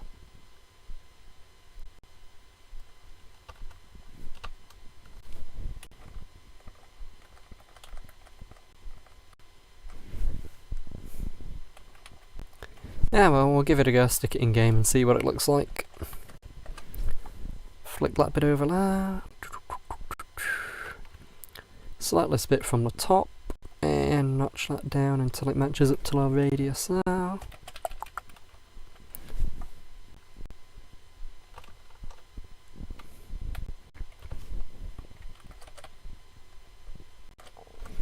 Same thing at this side.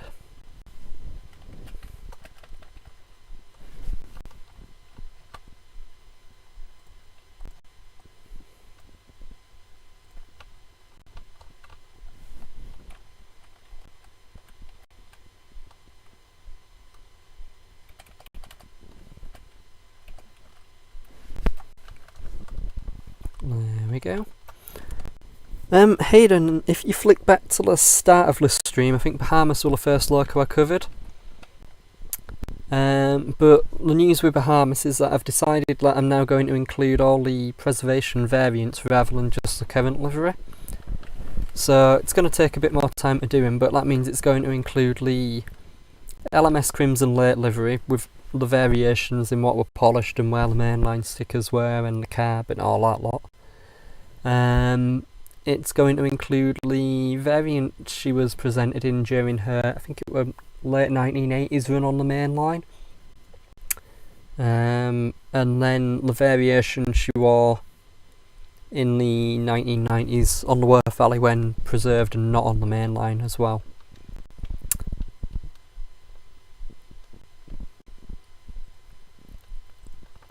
So I shall select the inside of that.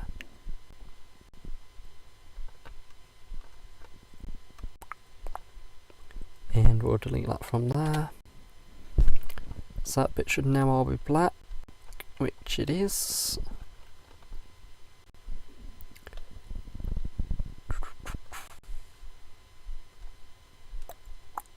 Okay, let's stick that in game and see what it looks like so far.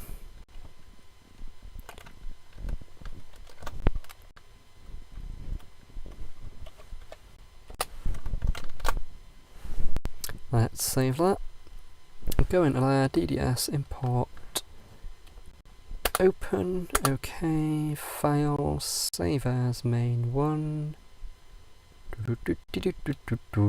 Yes. Unpause that. World editor, scenario editor, yes.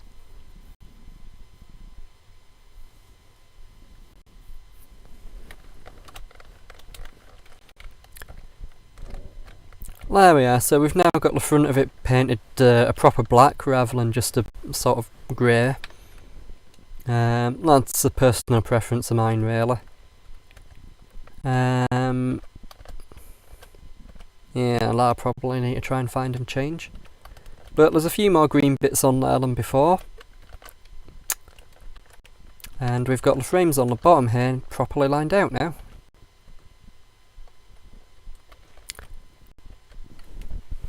Thank you for that, Hayden. That's lovely to hear. Hey, we've got the green buffer bean lime as well.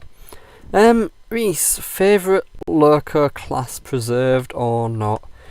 That's got to be the Hudswell Clark Cornists, which is mostly due to personal reasons. It's the same class as Nunler, and it's the first class of locomotive which I ever did any driving or firing on. It was the first steam engine that I fired and the first steam engine that I drove, so it was a really big thing for me. But that's what got me into them, but what's kept me with them is the fact that they're just such quirky little machines.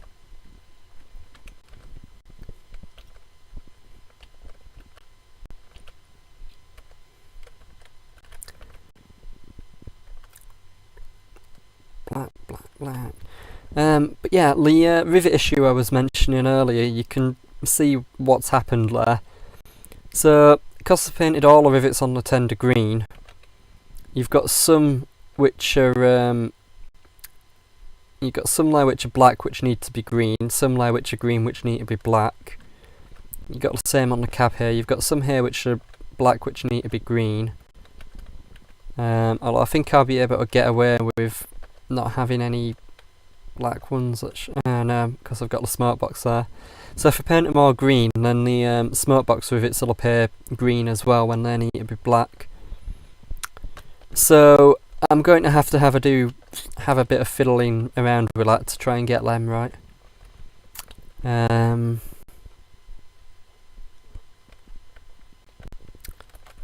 But yeah, so we're starting to get something that's a bit more old looking than just plain black.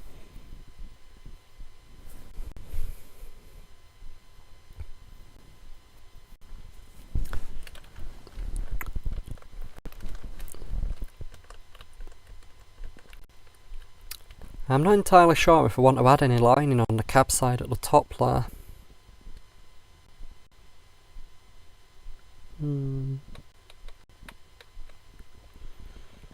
Okay, Mama Team returns, no worries.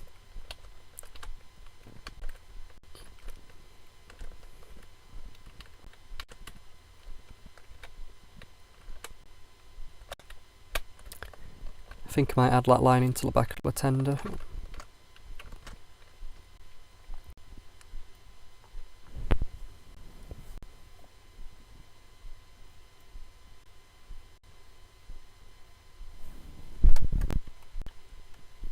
Yeah, I'll go add that on now. I'm willing to bet the tender back is to the left there.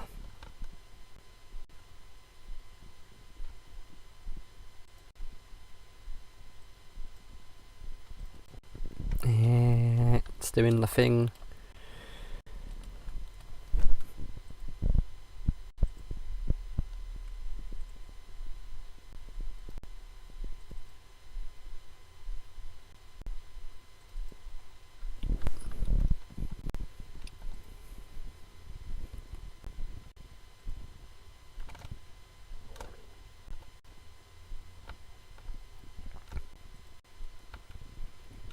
So how far across is that? That measures 797. So I want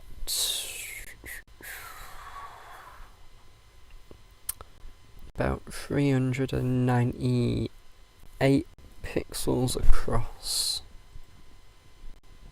or thereabouts.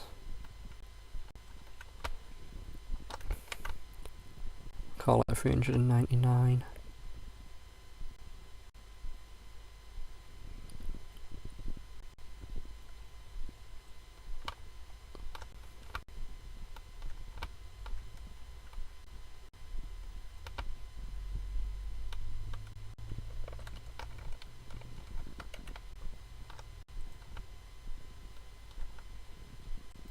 Maybe that's not the layer I wanted.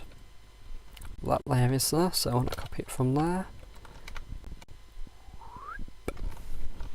And send that right to the edge of the page there. Oh, that's unfortunate spacing, but oh well, we'll have to live with it.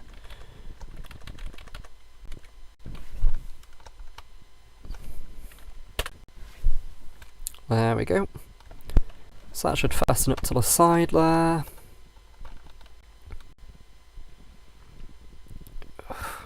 Rivets, I hate rivets. We'll put that green back in, put that black back in, we can save that as the PDN. In fact, there's something else we're going to change on there before we do that. Cab side doors, where are the cab side doors? They look like cab side doors. We'll go for them.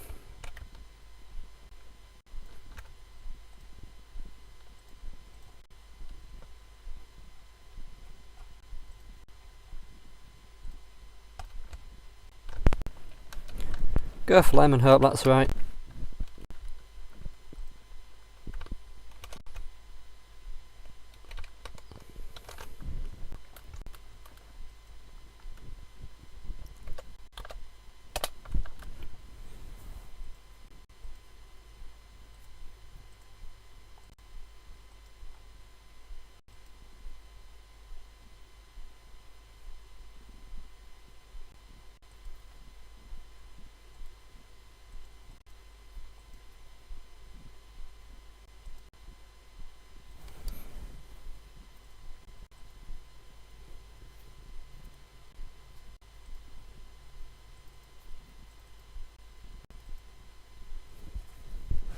Main one. Let's go back into live again. There we are, so let's fix some of the rivet issues that we're having there. Although I could easily just paint that inside of the cab black, but then it'd look odd with a green door, so I probably won't do that. And it looks a bit better now, it's got some lining on the tender there as well, I think. Although that lining might be a bit small, but yeah, it'll be right.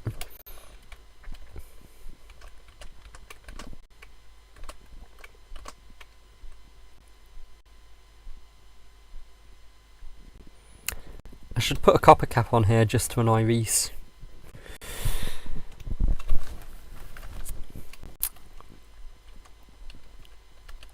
Right, so I think I'll take a break from reskinning that now because I'm on to awkward fiddly stuff. But what I will do is I'll go and have a look at Bahamas and do some texturing work on that. So I'll grab a picture of that for the Facebook page.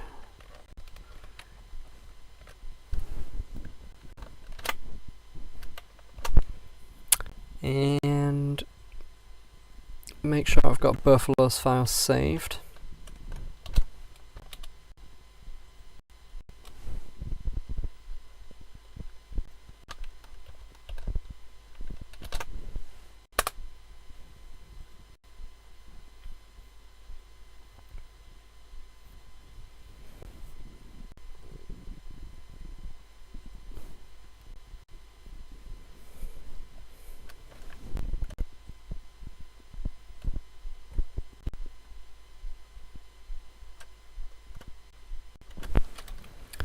So let's go on here and have a look. Helps if I add it into the game first. BMG, BMG, BMG, BMG, Jubilee.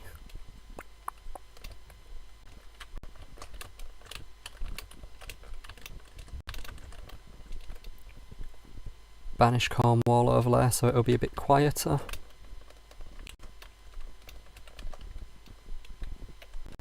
BPP 1968 overhaul.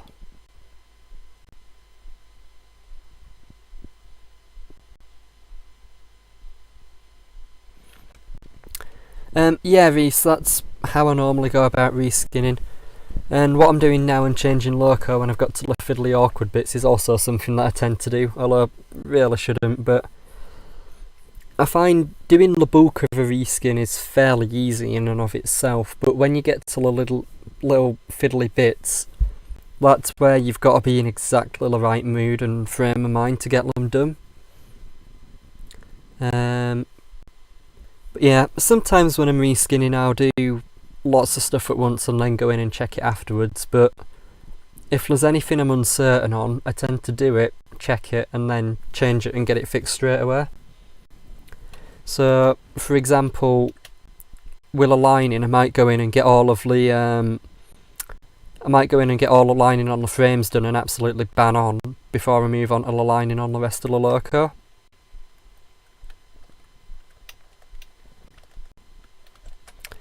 But yeah, this is why some of my projects like Bahamas have taken so long, because the cab texturing for Bahamas has just been an absolute nightmare. It's like I said, all these bolts and rivets, I had to individually colour every single one to find out exactly where they all go on the loco.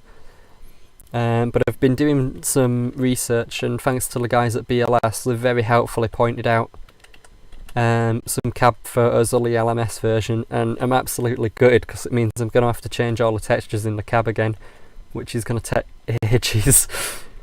But as you can see here, the tender I've done, although the red's not quite the right shade. It's a little bit too dark actually on the tender layer for Bahamas. But I'm wanting to have a go at two versions with this livery. I'm going to have a go at a as it was version, and I'm going to have a go at a as it could be version. Moment Steam returns. If you've sent that to the page, I'll just have a quick flick over to Facebook and see if I can find that image to show everyone. I think I know which one it is you're on about, but just go over and double check there.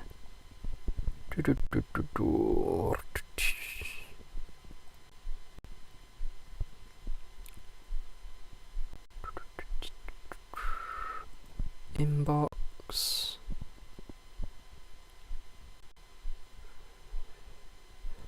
There we are. Thank you very much for that.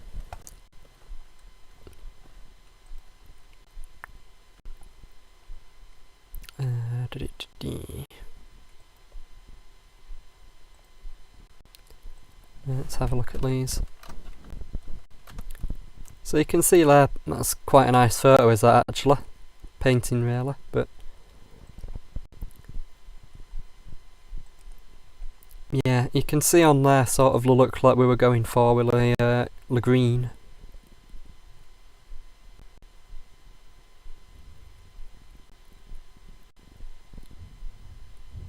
Which, yeah, it does have green frames on tender and all that lot, so that's gonna be fun.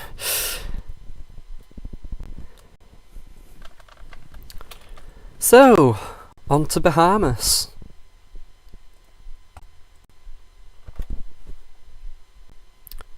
So I'll close down them because I'm not using them anymore. That one I'll keep low. Now Bahamas is an interesting one because I've gone and added massively huge textures to it.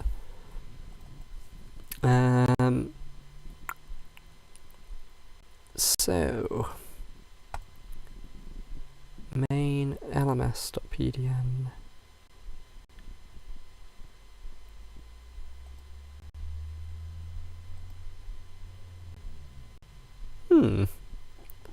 I don't remember doing this. Let's open it up and see what it looks like. Huh. Well, what do you know? Apparently I've already been and looked at doing an LMS version.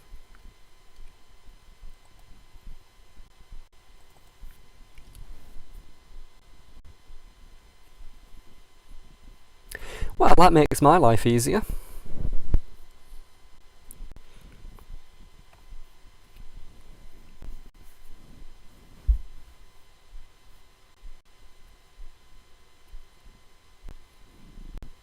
Just let the computer die as it tries loading.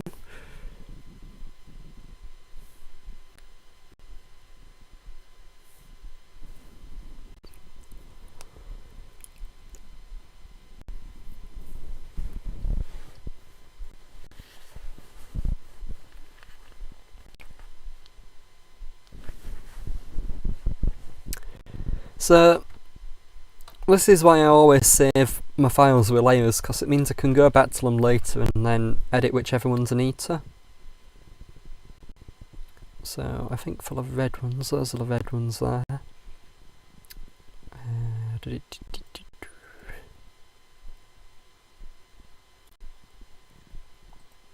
So, that is a more accurate shade of red for what Bahamas was, which is sort of this quite bright, almost pinky red, and this is a more accurate shade for what it should be.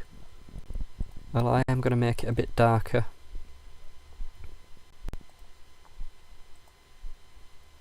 Drop that down to 22.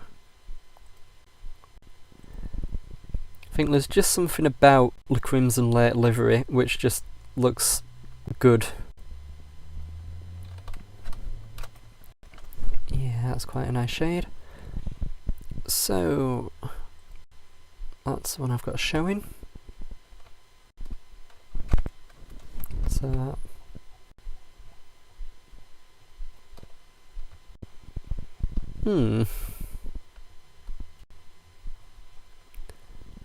I honestly don't remember doing this.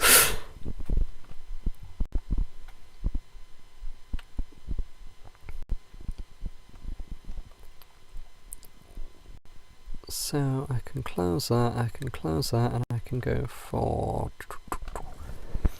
596 Bahamas 19. Let's go for 72 because that's when he did the rail tours. That's the under.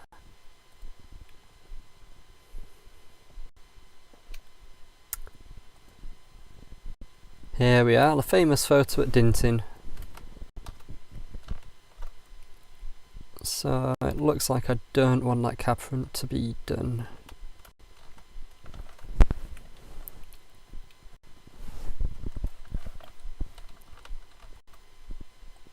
That's a tender, that's loco.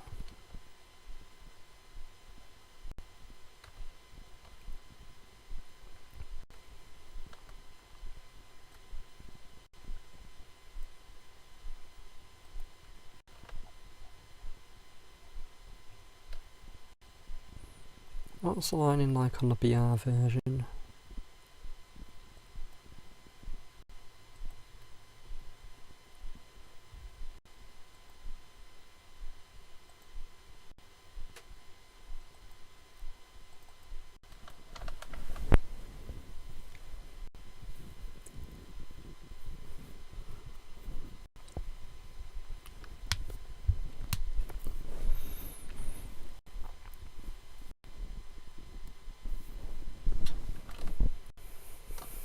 Yeah, I do need to change that.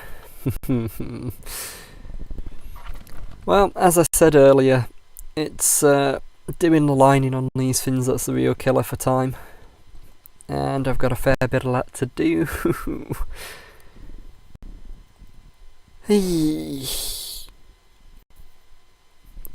Right. Yeah, I did this a while ago. I've got a different texturing method now.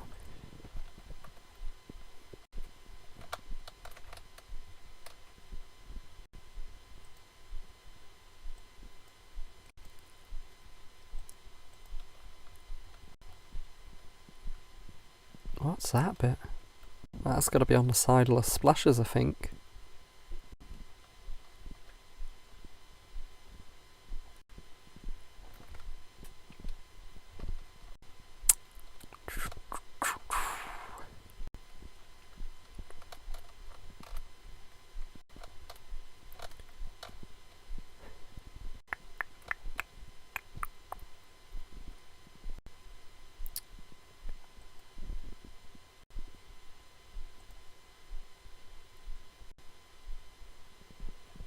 Right, which fin have I got those under?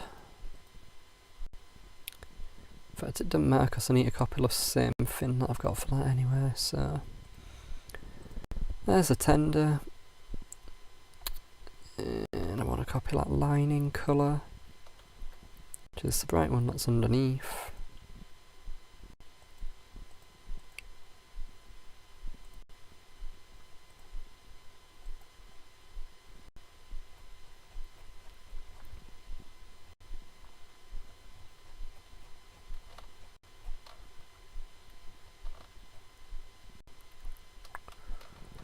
BR Express Blue on a Jubilee. Ooh, I like that idea, Reese. Might have a crack at that.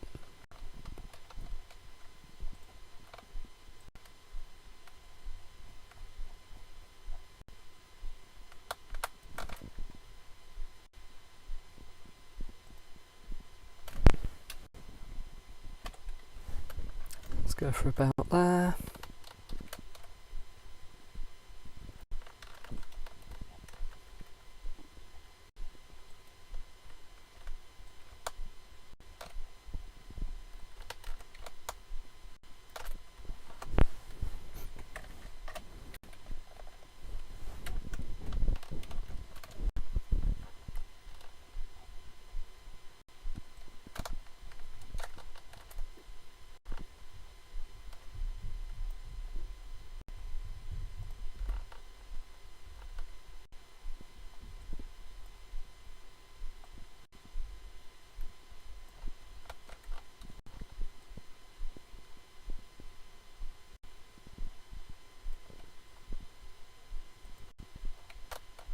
Try swapping them over just so I can see where my line is.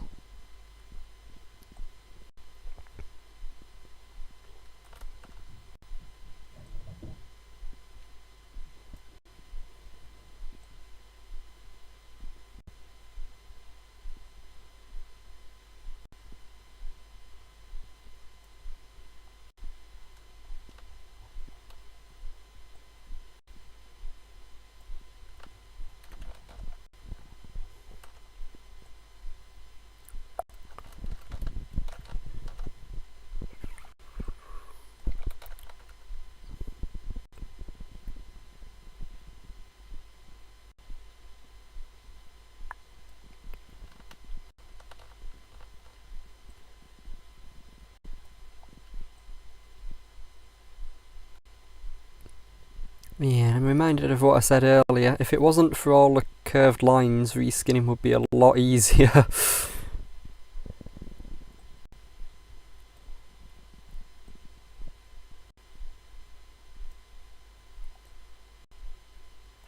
I think I'll go for about that.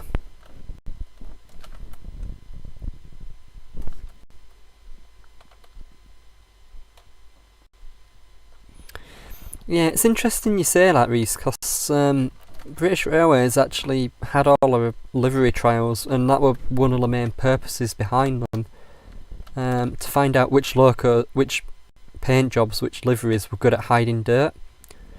Because obviously, the more dirt you can accumulate on a loco before it needs a wash, the more money you can save.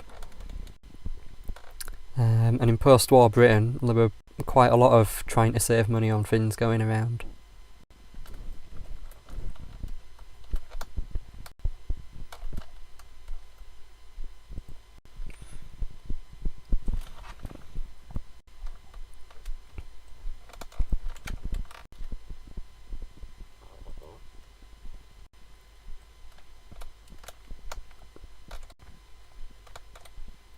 So that's that lined up to there.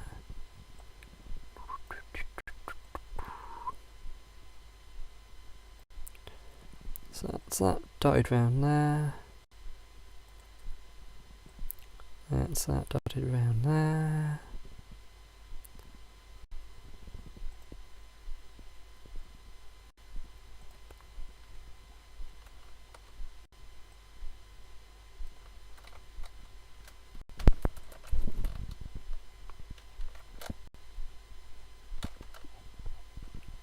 That's that bit done.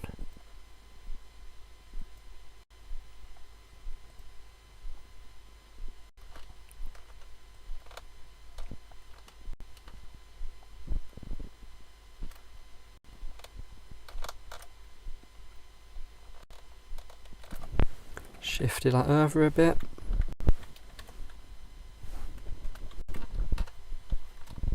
And we'll do a dot to dot again with that.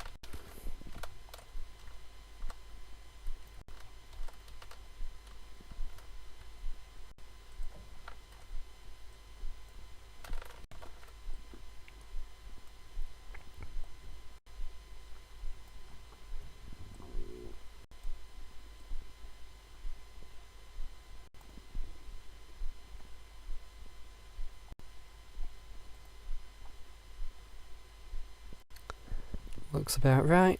Swap that over again to that.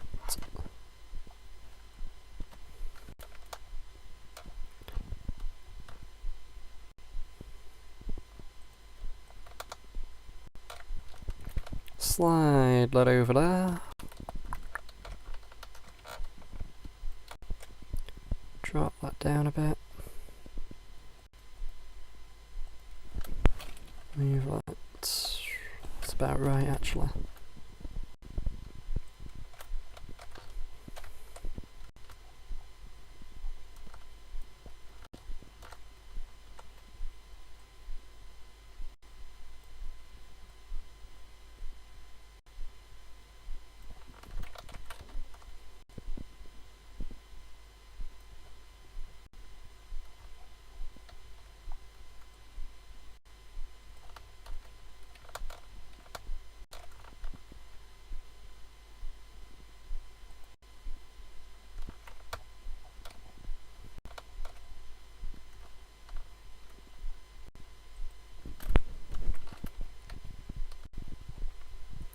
Okie dokie.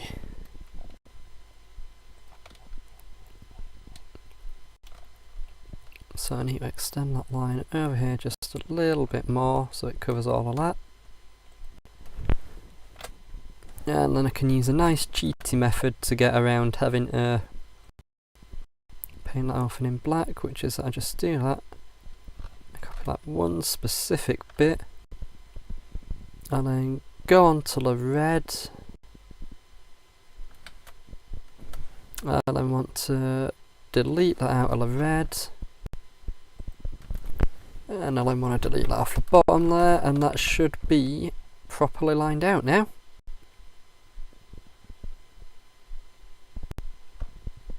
Although we'll want to re-add that red back in around that bit there.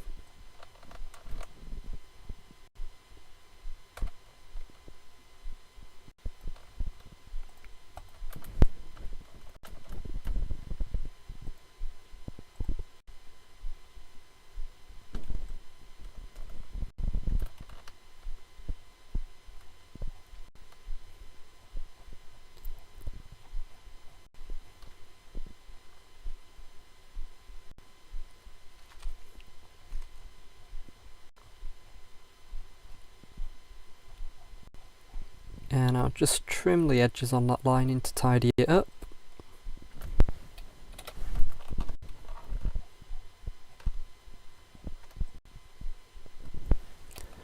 It's putting in the little details like this that make the difference on a reskin railer. Just, you know, simple stuff like cleaning up the edges of where the textures meet, so you don't have bits where it's a bit blurry, and you'll never really notice unless you zoom in properly on it. But doing that, it means that if you do zoom in, you know, it still maintains that standard of quality. You don't look at it and go, oh yeah, that line doesn't join up properly, so it's an half reskin. It, you know, it still looks good. Oopsie daisy, I didn't want that. That one. So let's trim that bit there as well.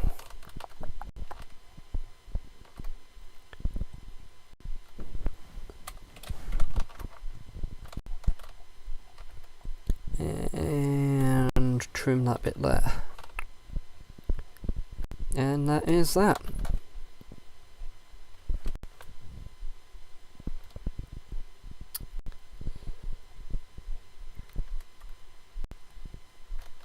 I think I've got the wheel lining to do on there.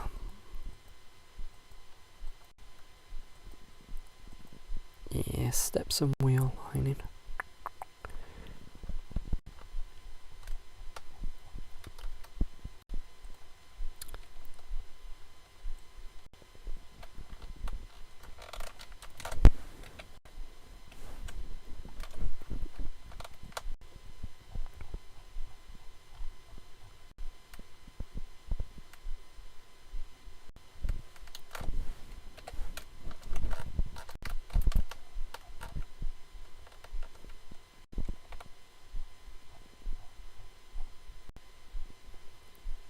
Move that along to there.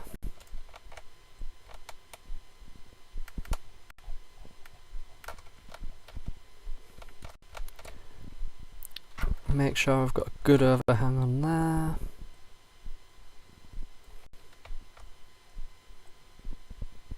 Get that lined up the best I can.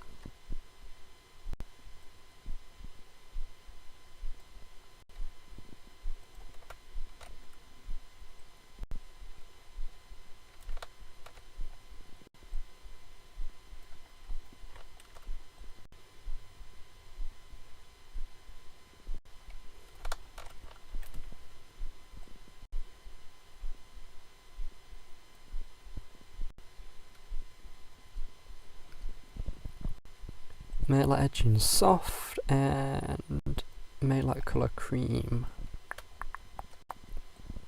Didn't want to do that either. I can then select that and trim that.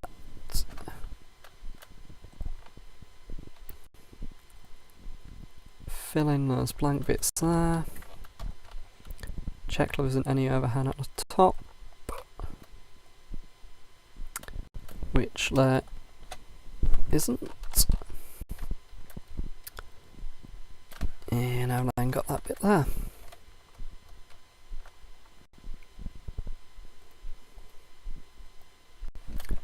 So I should be able to copy and paste that bit over.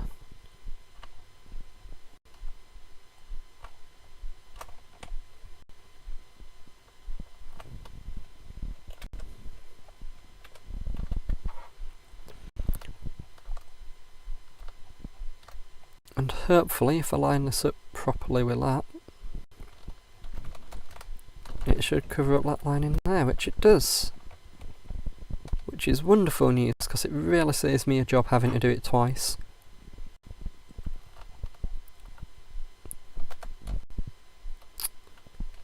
So, let's do the same thing again here.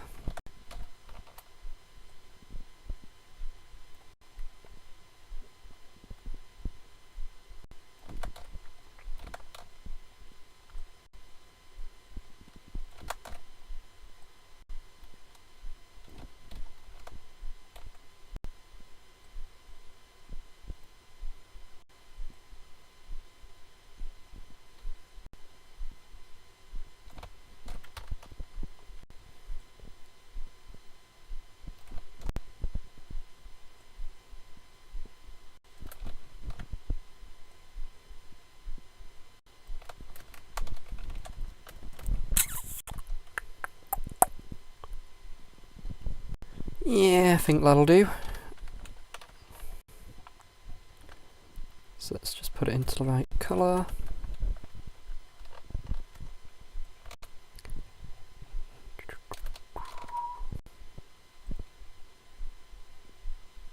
Put it into the right colour.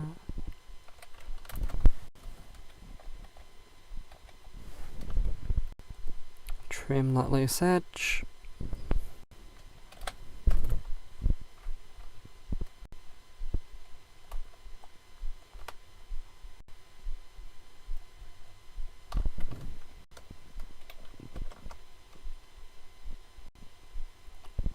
.332 I want that to be, so let's try going for the same again.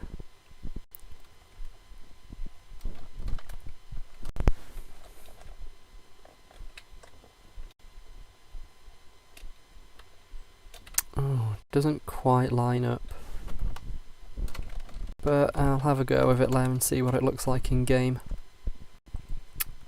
So just bridge that gap between the two there.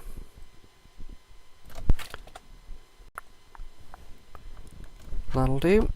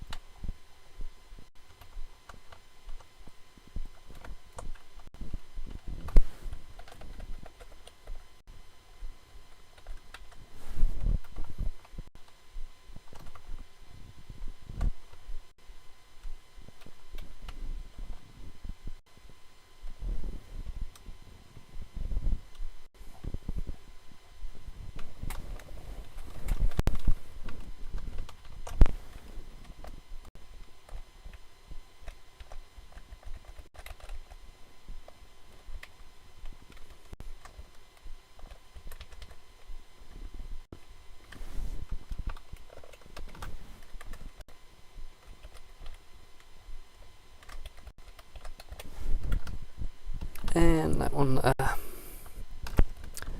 I think it's just that step that's missing the lining now.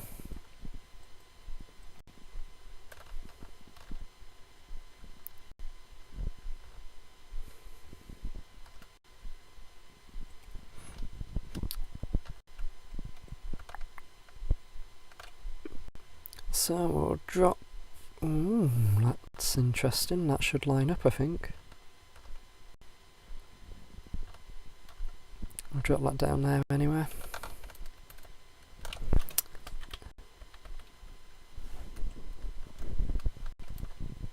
We will zip that bit across there.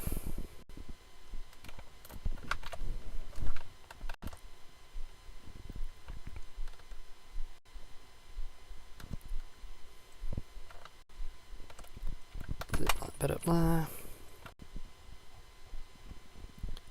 Run that across there.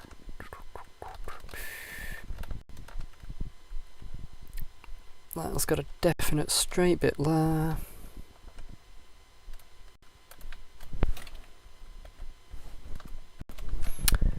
Okie dokie, we're getting somewhere now.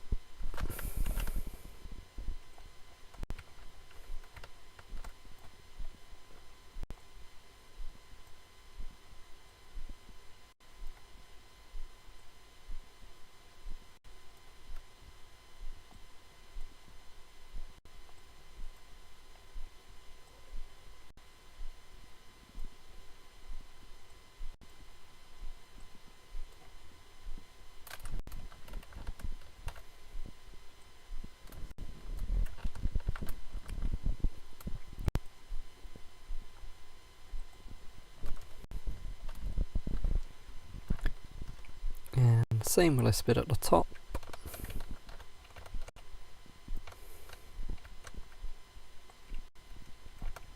So we've got that bit lined up there. We've got that bit lined up there.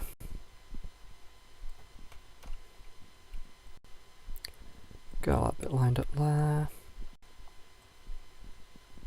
And we've got that bit lined up there. That's going to want to be a bit more of a steeper curve there. Change it into cream. Trim the edges.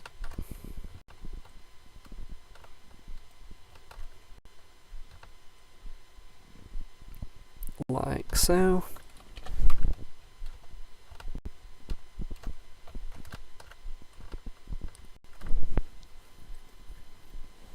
Hey! Lovely jubbler.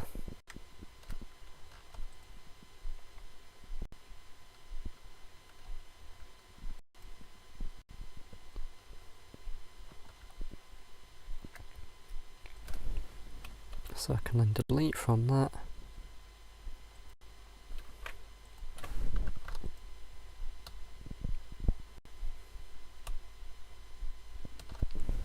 Can delete those two bits there, so the outside will be black.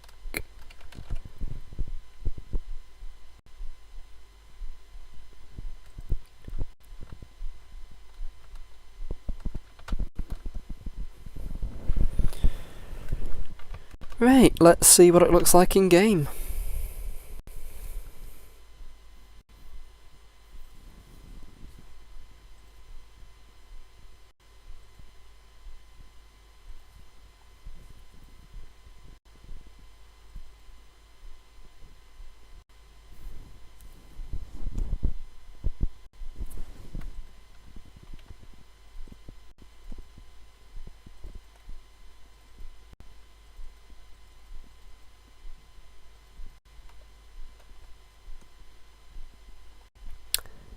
Don't want to open that one, I want to open the other one and overwrite that one with it. BR engine textures. Main. Let's go back into paint.net.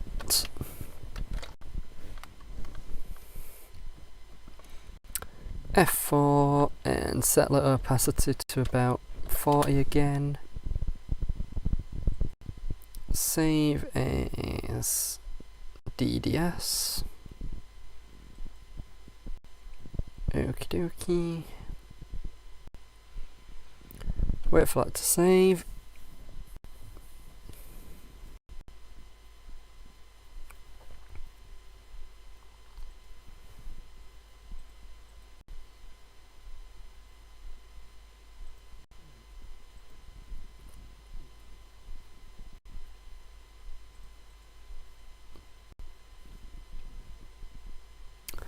BLS, Bahamas, main LMS, okay. File, save as, Bahamas, LMS, engine, textures, 5xp main, yes. So let's see what happens when I click the big play button.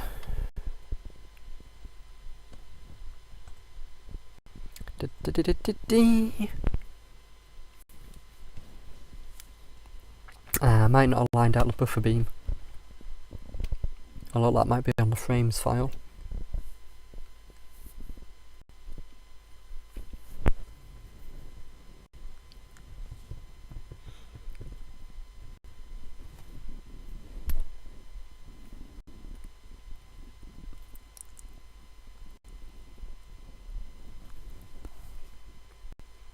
Come on, train sim.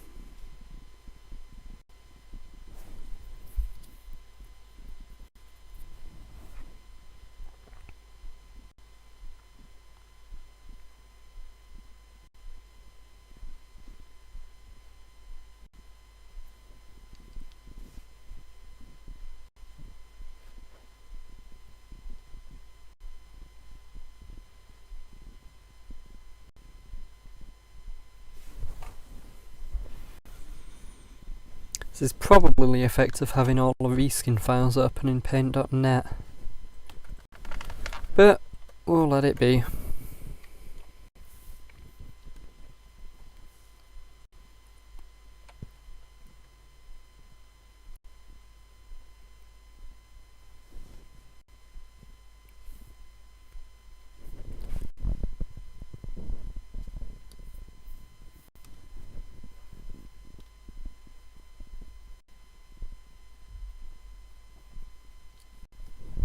In fact, while that's loading in, I'll have a look at that buffer beam.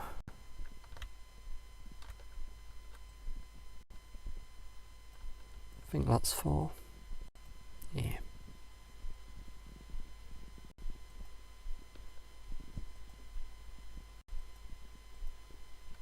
There we go. Not bad.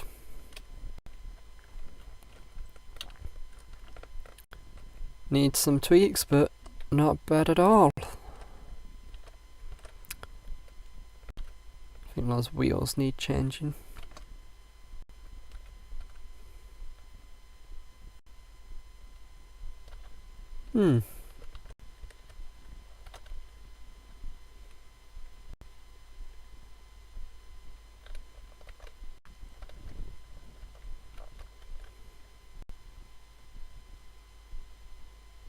Need to delete that backing texture on there.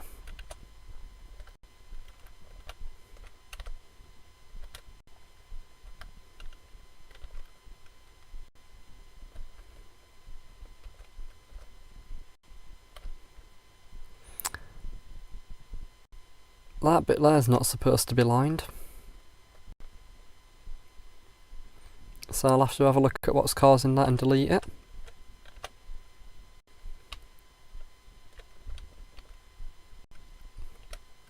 Well, it's lined on there as well.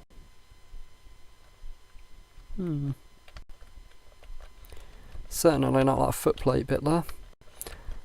But yeah.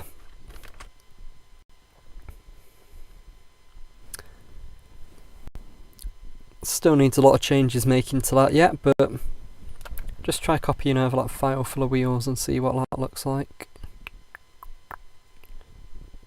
Assets.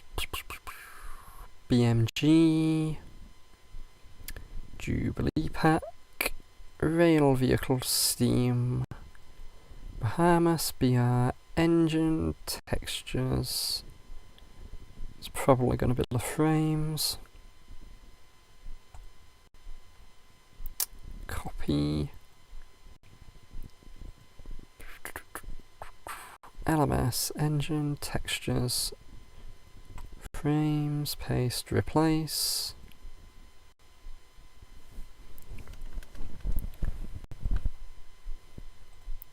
So, if I've done this right, it should now have nice shiny burnished wheels as well.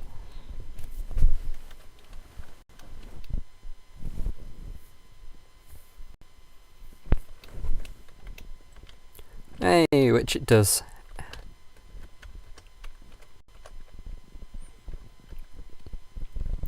So the handrails need to be burnished as well. But it's not a bad start. Not a bad start at all. So there you are, ladies and gentlemen, you've seen it here first, Bahamas in Crimson Lake.